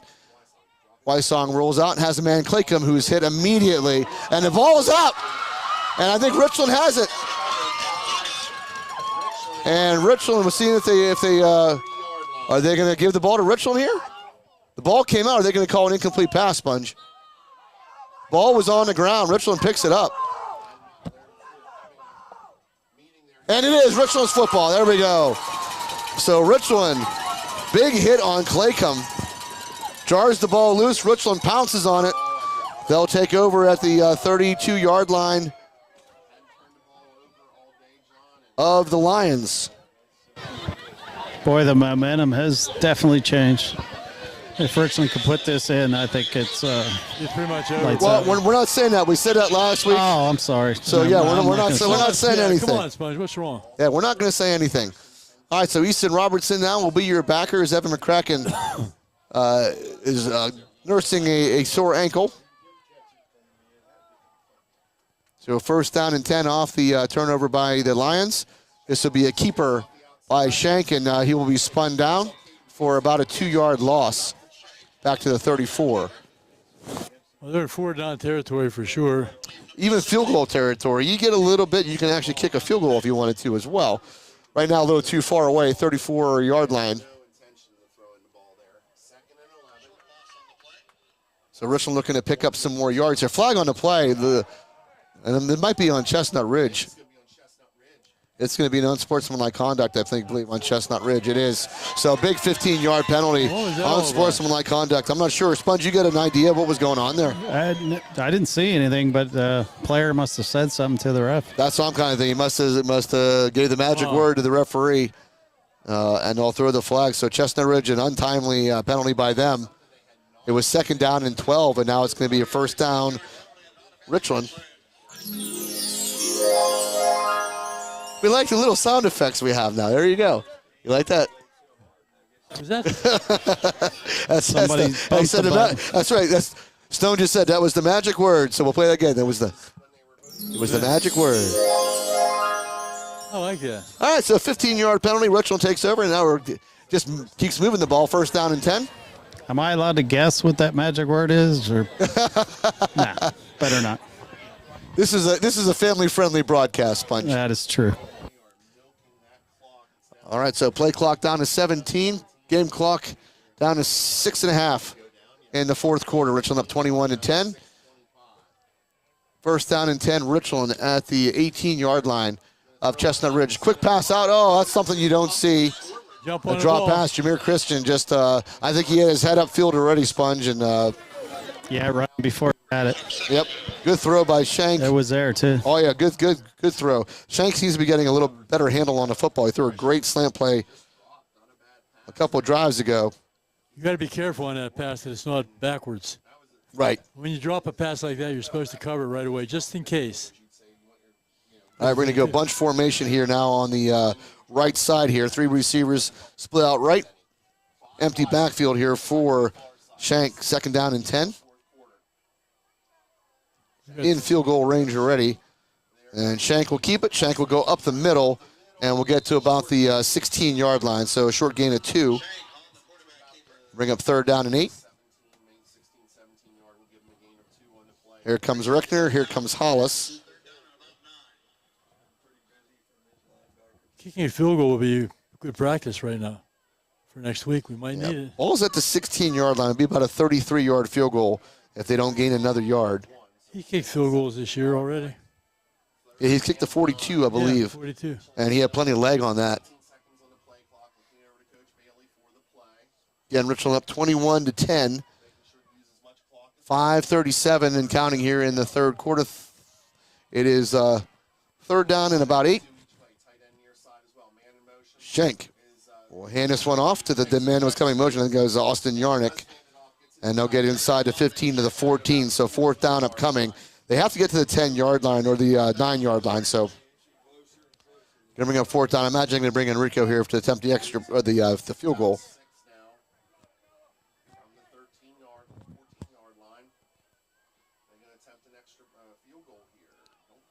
Robertson no field goal. They're going for it. They're going to go for it. They're not bringing Ritko, which I'm kind of shocked, actually.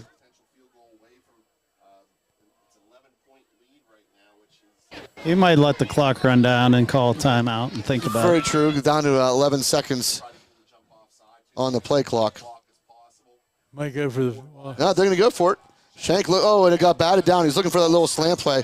Ball got batted down. And I think Richland, they fell incomplete. They caught it. No, they caught it. They caught it. The referee was signaling no catch. Ram players think it was caught. Is it a catch? It was batted in the air. It was. So it is caught. Okay. I thought I saw the one referee saying no catch, but it is a catch. Richland. Yeah, it was a one-handed catch by Yarnick. So Yarnick able to make a nice play off the batted ball. It was batted way in the air, high in the air. 1st down and goal, Richland. They can take all the clock they want to right now. Already inside of 4:17 here. Take 40 seconds on every play. And Richland leading 21-10.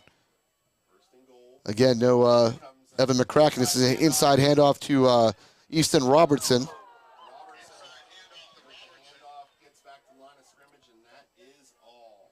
So no gain on the play. We'll bring up 2nd down and goal. Ball is at the 5-yard line of Chestnut Ridge. That actually went off a helmet, guys, too, up in the air. Yeah, he was looking for that slant play, and just threw it off the helmet. That's the 2nd time that's happened to Dawn. All right, going heavy in the backfield here. I saw Joe Penna check in. So 2nd down and goal from the 5. Come the Rams.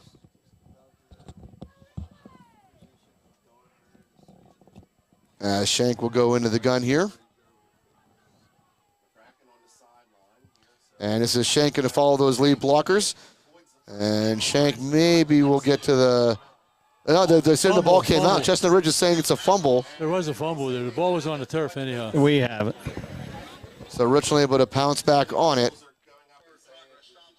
Going to bring a 3rd down and goal. And we have an injured Ram player, I believe, calling for a trainer. Shank. Shank is down. This is Richland can't afford this. They're already down 1 quarterback. Dom Shank down on the ground. This is what you don't want to see anybody get hurt, obviously. I'll have to go to some kind of a wildcat formation now. As Sponge said, too, Jameer Christian been doing some work as the quarterback of the junior high team, so of your JV team.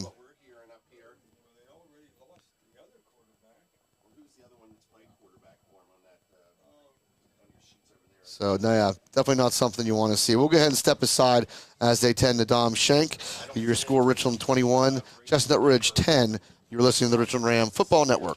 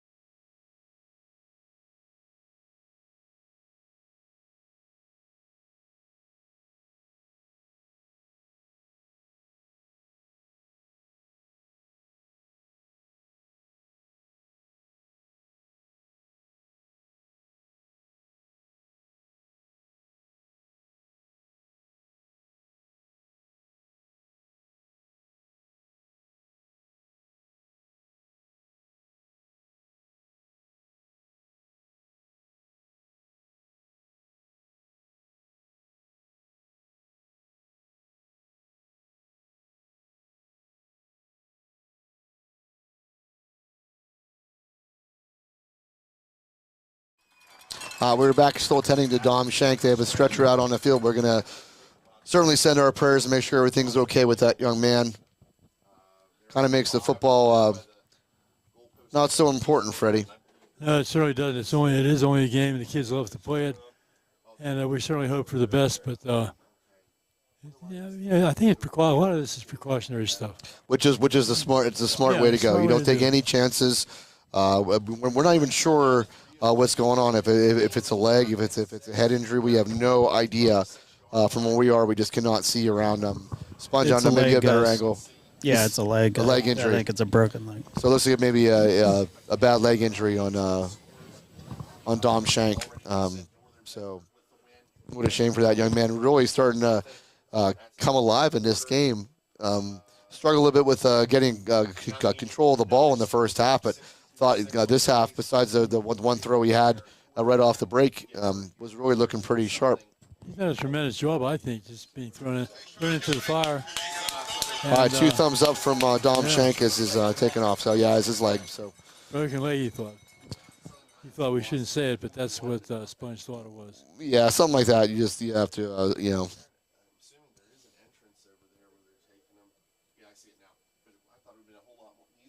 The ambulance is on the visitor side of the field. We have a couple of different entrances onto the field. We're thinking about what we call the back way.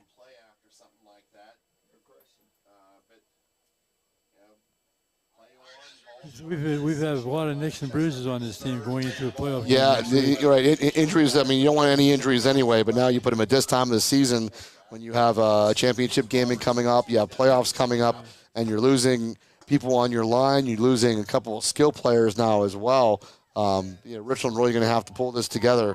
As Easton Robertson was warming up on his sideline to be your quarterback, we got information that he did quarterback in 10th grade for JV, so he's had some experience at that position.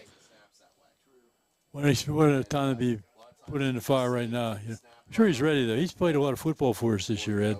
Oh, he's done a great job, too. Easton's a tough kid, really good wrestler, and but he's going to be forced into action here now at quarterback. But it kind of gives him, if he's thrown the football a couple of times, I mean, you have the little wildcat with him because Easton's got some speed. He's tough. And we're going to have a 3rd and goal from the 6-yard line now for the Rams. So here we go. And Robertson roll out to his right side. And we'll keep it, tuck it, keep it. And we'll come short of the... Boy, is he close. That's Jameer Christian. Oh, Jameer Christian took it. So Jameer Christian takes it to the 1-yard line. Is he close? Yeah, they had him warming up over here, too. So it's going to be 4th down and goal. I mean, they might as well go for this, Sponge, wouldn't you think? Yeah, I would think so. I mean, you're at the 1-yard line, 4th and goal. And even if you turn it over, you put Chestnut Ridge in a really bad position, and they're down 21-10. What's the field goal? And you're down to 240 and counting here. What's the field goal? What's the field goal going to do? It would, nothing. Yeah.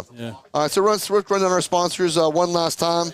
Thank you to one and all. Thank you to Roof Rejuve, Senator Wayne Langerholtz, Advantage Auto, Mahalco's, Dr. Wardell DiMartino, DMD, Slovenian Savings and Loan, FX Screen Printing, Fifth Bar and Grill, Flair of Country, Johnstown Construction, Nico's, FWF, First Team Advertising, John Ponchione, Windbreaker, Best Window and Door Company, First Summit Bank, Pinnacle Chiropractic, Dean Jordan Tire, Ponchione Financial, RPM Signs, Advanced Office Systems, DB Homes, Laurel Auto Group, Precious Metals and Diamond Company, Beauty Lawn, Memorial Chevrolet, Chan Soon Chong Medical Center, Rizzo's, Cardellino Eye Care, Sporting Goods Discounters, Tap 814, Asiago's, Market Basket, Ashbro Landscaping, Vantage Physical Therapy, RNDT, Moore Family Dentistry, and Big Dogs Bar and Grill. Good job, buddy. What's RNDT stand for? Yeah. It's a company that does like diagnostics. I see their trucks around a lot, so they do something diagnostically, and I pass their trucks quite a bit on the road. We certainly appreciate their support. 4th down, it's going to put it out of reach. 4th down and goal from the 1. Going heavy in the backfield. McEnany, I think, is that Joe Squared checking in? And this is going to go up the middle. And I think Richland not going to get into the end zone. Now Richland's still on their feet. They didn't blow the whistle. And now it's a Richland Ram touchdown, I believe. I don't believe that. It is. Easton Robertson just kept plugging along. I didn't hear a whistle. And it is a Richland Ram touchdown. Wow. It looks like they had it all stopped up. Just when you've seen everything, when you think you've seen it all. Yeah, we just kept thinking, okay, that's the end of the play, but no whistles were thrown, and pile just kept moving, and next thing you know, Easton Robertson is 6 yards into the end zone. They could have blown a whistle at any point there, I thought. I thought so, too. I thought progress was stopped, and Piscatello now going to check in. Here come the orange shoes running onto the field as Ritko to attempt the extra point. So Richland. Yeah, it was like a rugby scrum, and Robertson ran out the backside. Yeah, it was amazing. We thought for sure the whistle was going to blow. Chestnut Ridge was kind of already celebrating that they had stopped them. But That's no why, whistle. Yeah, and, that's a good way to get kids hurt, though. Yeah, flag thrown here. A lot of strange stuff going on with calls. Is it Halloween yet? No, not quite. No, not quite. So Richland going to be flagged for Chestnut Ridge for unsportsmanlike conduct, and I think something on Richland. I think they got both sides. Yeah, so they're going to kick the extra point. They're going to offset again. Been a very, very kind of strange, chippy football game. Wow. All right, so Ritko on to attempt the extra point. Easton Robertson is your holder. 27-7 your score now, pending the extra point. Good snap, good hold, kick is up, and it's going to be good. So, Ritko puts the Rams up 28-10. Remember, this was 10-7 in halftime. I'd like to say that sealed it, but I'm not saying it. Yeah, it was 10-7 in halftime. I think that's pretty good now. 2:21. I think I'm feeling pretty safe here now. Oh, I think it's safe too. I'm not saying it. Yeah, I think Chestnut Ridge. You said it. I think Chestnut Ridge is now looking for those subs. Where's my sub? They do have subs after every game. Away games. Compliments of not one of our sponsors. Am I allowed to say the name? Yeah, sure. You can always give plugs to people. If they're listening, hopefully they get on board and be a sponsor. It's a pizza shop over there by Walmart. Capri. Yeah, love Capri. So, yeah, I mean, hey, because I'm sure they're listening. Hope they're listening. They do. Get on board. Call Jim Penna. They make great subs. And we thank – they're fantastic. And we thank every one of our sponsors, and there's room for more every year. So if you want to get on board, seriously, just get a hold of Jim Penna, and he'll give you all the information. We still have lots of football to play this year. We still have a long way to go, absolutely. We hope for a long run. The Rams do need to get healthy, though, Fred. It was every week it seems like we're losing more players, and now just lost another quarterback. The situation on Grayson Malla, not sure if he's going back. I just asked Grayson down here if he can throw left-handed and maybe play next one. I'm not sure if we want him throwing left-handed, though. Yeah, I don't know if Grayson's ready to come back either, so next week's going to be up in the air. Yeah, I mean, Richland is going to adapt, as they always do, and just put in that situation where, somebody's going to have to step up. Thought somebody was knocking. All right, so Richland going to kick it away. It looks like because of the penalty, the ball has moved to the 45-yard line of Chestnut Ridge, is where Ritko is going to start this from. Imagine this one's going to go well into the end zone. And it will. It'll be a touchback. There's no way to run that out. It's high school football. As soon as it crosses the goal line, it's dead. So Chestnut Ridge got a little undisciplined here in the second half, taking a couple of unsportsmanlike conduct penalties.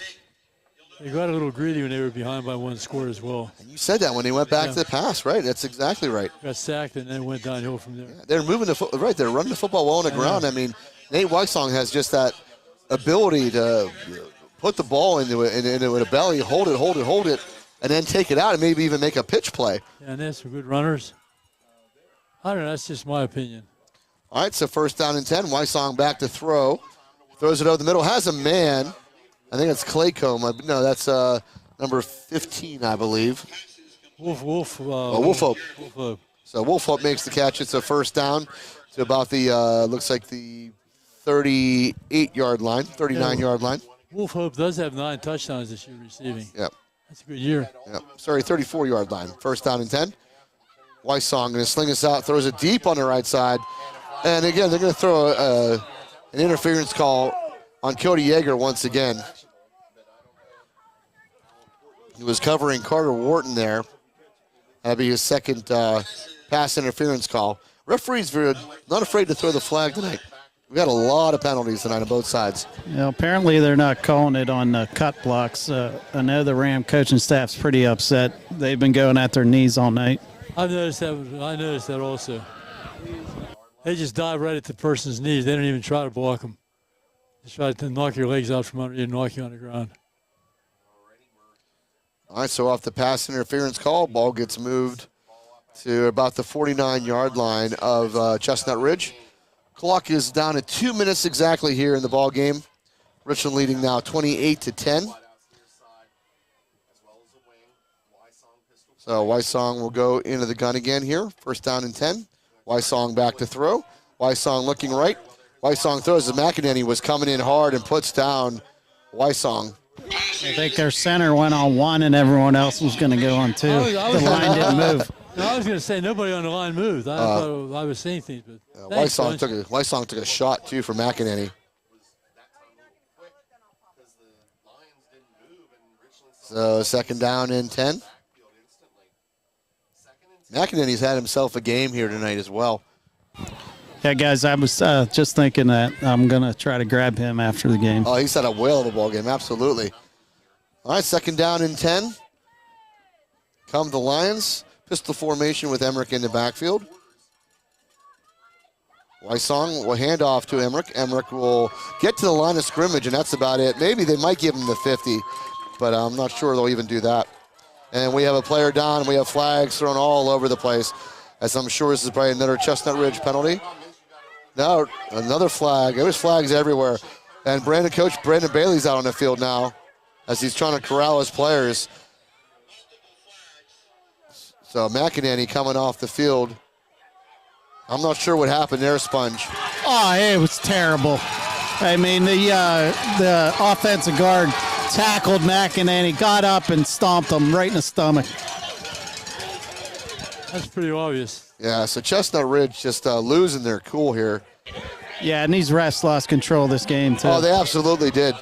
There's no question this referee crew has completely lost it here. We're starting to be hurt. We're starting to hurt for officials, Ed. Yeah. Oh, we are. It's a very tough thing. I mean, if people are out there thinking something to do, they want something. It can be a very very good thing, and we need referees. There's no doubt about it. I did it for 8 years. I enjoyed it very much, tremendously. I like this side of it. I mean, yeah, this is nice up here. It's nice and warm. My buddy John Daly keeps trying to recruit. He's trying to recruit Grady Chase right now, and since this is Dugan's last year, you may see Grady Chase in pinstripes at some point. Yep. You can pick up a lot of money. Young kids, junior high JV games, they can pick up a lot of money. Well, I know Zach Hancock has been doing some refereeing. I don't know if he's getting into the football side. We've seen him on the basketball side. So we're going to get the penalties now. It's going to be unsportsmanlike conduct on Richland. Dead ball, unsportsmanlike conduct on Chestnut Ridge.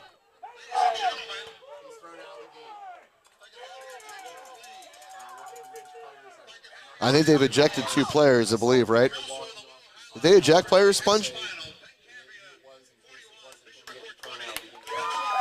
So that's the final. Pencambria beats Bishop McCourt 41-20, which really means nothing here, as Richland is going to win this football game anyway. So Richland did what they had to do. They come in, they win, they're in. Didn't matter what happened in that ball game. But Richland now going to have to deal with the injuries that are piling up. Unfortunately, they're going to go in a little banged up next week. We'll play Central, and I believe as of right now, we have to go to Central, which is going to be interesting because their booth is about as big as the big as this chair. So, and it will be a Friday night rivals game as well. So I don't know how that's going to work. Hey guys, they're meeting with the coaches, the midfield here. I don't know what's going to happen. They might just end this game. Yeah, I think they ejected 2 players. Did they not, Sponge? I didn't get the numbers. I don't see why any Richland player should have been thrown out. But 55 on Ridge should be thrown out. Yeah, that's number 55 for Ridge is Alex Christ. It was ridiculous. Hey, Sponge, on a little happier note, we hear any player profile tonight. Did I miss it? No, we had a lot of senior spotlight last week. Oh, I missed it. I think we need to do a Yeah, senior. we had 10. We need to do a spotlight on Fred Yannity.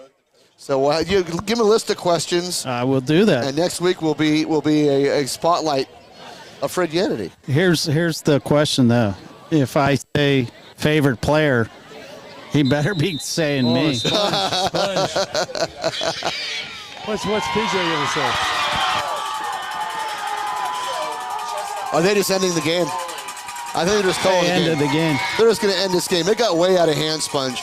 Chestnut Ridge completely lost their cool, and the referees lost control of this football game. So it would have been like 1:46 left on the clock. They decided to call it. As we saw last few plays, Chestnut Ridge taking unsportsmanlike conducts all over the place. And so the referees just decided to end this ball game. 28-10 will be your final score here from Herlinger Field.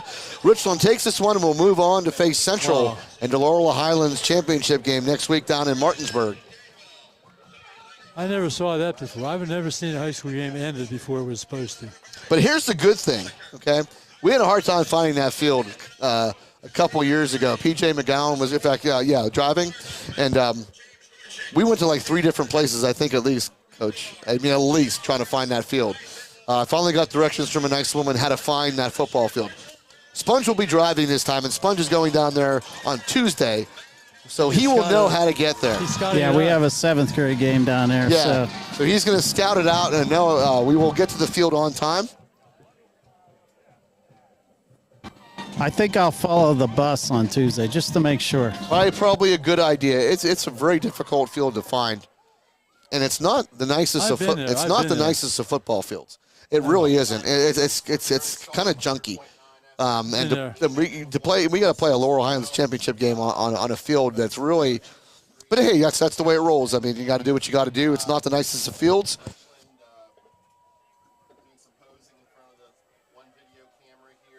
So, Sponge, did you ever see a game end before we're supposed to? I have not. I have not either. I've been around a little longer than you. Very interested to talk to. So Richland will go to 9-0 as they defeat the Chestnut Ridge Lions. This game was 10-7 at halftime. Yeah, it was Chestnut close. Ridge. Defensive battle. We come out after the half, and Go over stats. And unfortunately, right after the half, we throw it in. I mean, Dom Shank lost control of the football, throws a duck, gets picked off, and Richland able to stop on downs Chestnut Ridge as they shot themselves in the foot the whole way, moved the ball back all the way back to their own side of the field, and then pick up a roughing the kicker call on Richland, puts the ball back to the 36-yard line of Richland, and Richland holds true and keeps on down, stops Chestnut Ridge, and then Richland just took over the football game from there. It did. You could feel the momentum shift.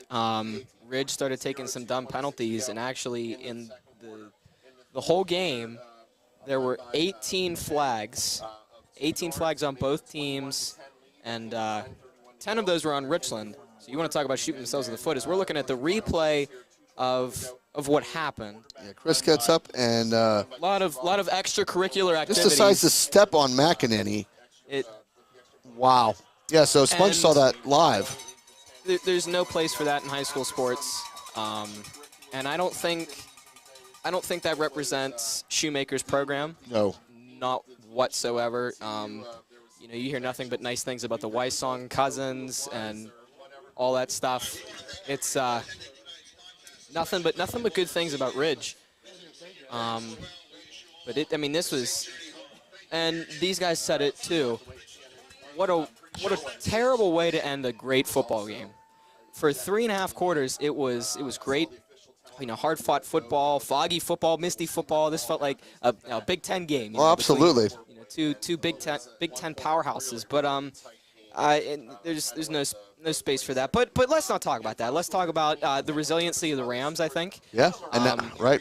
And now they got to come over. They got to overcome more as we go on. I mean, you lost another player, maybe 2. And I do want to mention the 4 starters are out or badly injured. Mala with his arm, Myers his meniscus. He's trying to make a comeback.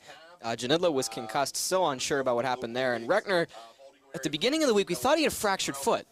We thought he had fractured foot, but it's not fractured. And Okay, I'm played going to today, grab but, Coach if we want to finish. Yeah, go ahead. No, you grab Coach. Okay. Let's do the interview. Congratulate him on a well fought game, but unfortunately, he's got to deal with some injuries now going into next week. Congratulations. Did you ever have a game end early? First for everything. What happened there? They just had, there was a lot of stuff going on extracurricular after the play, and it kind of got out of control a little bit early, and just persisted. At the end, their player, and again, I had a ton of respect for their coaching staff. Amazing people, great young men, and they just had some frustrated kids. Kid got up, stepped on our player after the play, and we went out to kind of stop things, and it ended from there. Well, let's get to the game. You were down 7. Then you come back again, just like you do all year. You made the adjustments. The defense just looked outstanding in the second half. Yeah, they were lights out. I mean, coaches, put together a great game plan. The kids executed it. Just a resilient bunch. I mean, we had a lot of kids. We just keep getting next man up, and we look kids in the eye and say, "Hey, man, we trust you. Your teammates trust you. Go do it." And it happened all night tonight. Are you getting a little afraid of running out of players at this point? Dom Shanko's down again, and where are you at with quarterback? Yeah, I mean, it's unfortunate. Dom's going to be a big part of the story of the 2023 season. He came in and did awesome for us in the time, and I think he's probably got a season-ending injury. But, unfortunately, we got to coach the next kid up. I'm not even sure what that's going to be, but we'll figure it out this weekend. Okay, looks you're going to Central to play that game next week, right? That is correct. We're going to Central to play in the Laurel Highlands Championship. Okay, good luck next week. Bring home a championship. Thank you. All right, sir, it's confirmed we are going to Central Martinsburg, and There you have it. I'm just for our sake. I got to know Ryan Robertson on a very, very personal level the last time we went down there. And Fred, if you come down with us, which I hope that you do, you're gonna be like in another room almost because. Yeah, I don't know. I mean, it's and then you can throw in Friday Night Rivals, which I'm kind of hoping they're going to put them outside because they're better equipped to handle outside than we are. We don't have guys. I'm going to interview Reckner here. Yeah, you go ahead. Hey, all right. Tell Carson, hey. We heard you had a broken ankle, broken foot, this, that. You weren't playing. You were done, and you're out there tonight. Yeah. So I got re-x-rayed, and it's just a really bad ankle sprain. Ibuprofen, ice, heat, flexing, stretching it, makes it all feel better. What was happening out there? Is it getting a little dirty at the end there? Oh my gosh, their team just isn't disciplined, straight up. I mean, they were playing dirty at the end, they were losing and they didn't know how to respond, so they started doing dirty stuff. I mean, I know the one kid, he kept just trying to chop block and take out our knees and our ankles, so that's not cool, man. I don't appreciate that type of football. Yeah, I mentioned that on the broadcast. I saw it all night going on, and then stomping on a player. That's just ridiculous. I mean, honestly, that's just childish. I don't understand why you would still do that if you're an 18-year-old. Grow up. Okay, Dom Shanko's down now, and that looks like another bad injury. This team is just like next man up, though. But I think you're running out of quarterbacks. You're going to have a plan, though, for next week, right? Oh, definitely. We're definitely going to have a plan. Jameer's been really hard for JV quarterbacks, and I have faith in him. Our whole line does, and I think he'll do just fine, honestly. Well, on senior night, it was a good win and good way to go out, and it's been fun watching you this year. Good luck next week in the championship. Thank you. I appreciate it. Good job, Sponge. Yeah, this game is just was just odd from the beginning. There was some sloppy football in the beginning. Richland comes out, turns the ball over on the first drive of the game. Evan McCracken loses the football. Yeah. And that's just weird. I think it was the wet football. I know Dom Shank struggled with it in the first half, but comes back in the second half and was really, I think, really blossoming in this football game. And unfortunately gets a bad leg injury, and now we're down 2 quarterbacks, and we have to go next week. Like you said, next man up. We'll see who that's going to be. We don't know who that's going to be, and that'll be interesting. So, Stone, maybe you got to warm up your arm a little bit. And, no, thank you. No, thank you. Second basemen aren't known to have the best arms, so I will stay up in the broadcast booth with my buddies. I will stay in the nice, warm broadcast booth. And the quarterback issue, big question mark now heading into the Central week. That could throw a monkey wrench into Central's game plan because you figure, all right, if you have Shank, you can kind of, work around and expect, a general idea of something. But now it's like that big void, and it's a good point. They don't know they don't know what's going to happen. They have no idea who to scout. They don't have any idea. We don't know. They don't know. Bailey said it. He doesn't know. No, they don't know. No one knows. And that's one of my favorite quotes from Ted Lasso on Apple Plus. Roy Kent goes on, and he's a pundit, and he says, "We don't know," and we as the media we don't know. Yeah, and it'll be interesting. What Richland's going to need to do though is stay stout on defense. I mean, that's all there is to it. They gave up 10 points in this game in the first half. And that was it. And the first one came off a unfortunate fumble. Like we said, a fumble from Evan McCracken gave them the ball at the 42-yard line of Richland. They moved the ball down well. 19-yard run by Emmerich puts them on the board. Richland comes right back with a 49-yard pass play from Shank to McCracken. And then really it's a field goal, and that's it. That's the first half scoring. Yeah. Chestnut Ridge did a great job on defense. They stacked the middle. Dom Shank, I thought, found plenty of room to run, and that was the key. They were keen on McCracken and really held him to 22 yards in the first half, which is unbelievable. They did a great job tackling, and then we come out in the second half, and Richland just takes over this football game and doesn't allow Chestnut Ridge to put another point on the board. Yeah, it was good coaching. They did a good job of adapting to what Wysong was doing with that RPO, and we talked about that. We said that was a big key to the second half if they wanted to win that game, was to put a man on the quarterback, put a man on the running back with that RPO, and they really could not get anything started. I don't think they made it. Did they make it inside of Richland territory deep at all? I don't. They made it. Yes, they did. Off of. And then all the penalties happened, and they pushed the ball into their own territory. Then we took a roughing the kick and went back into Richland territory. Richland stops them on 4 downs. Richland takes over, goes down the field and scores, and really that Richland just took over the control of this football game, had all the momentum, and the strangest thing that we've seen, they called the game with 1:46 left to go. Chestnut Ridge just got all sorts of silly. The referees lost complete control of this game, and they know it probably would have gotten uglier. Did the right thing, called the game with 1:46 left to go, with a game that wasn't in question anymore. It was 28-10, so the ball game was going to be over anyway, but strange situation. Yeah, I know you need to see Coach Bailey down here describing it to the Penna family, but a messy game, really messy game. And one of the things that Mr. Penna likes to allude to whenever he goes on the road and calls games is, we haven't seen Richland play that perfect game yet. You always search for a perfect game. Let's put it that way. Yeah. You search for a perfect game every time you play any sport. You search for a perfect game. Very rarely is that ever going to happen. There's going to be mistakes made, and it's how you handle those mistakes, how you react to those mistakes. And what Richland always seems to do, when you got to give complete credit to the coaching staff, is they adjust.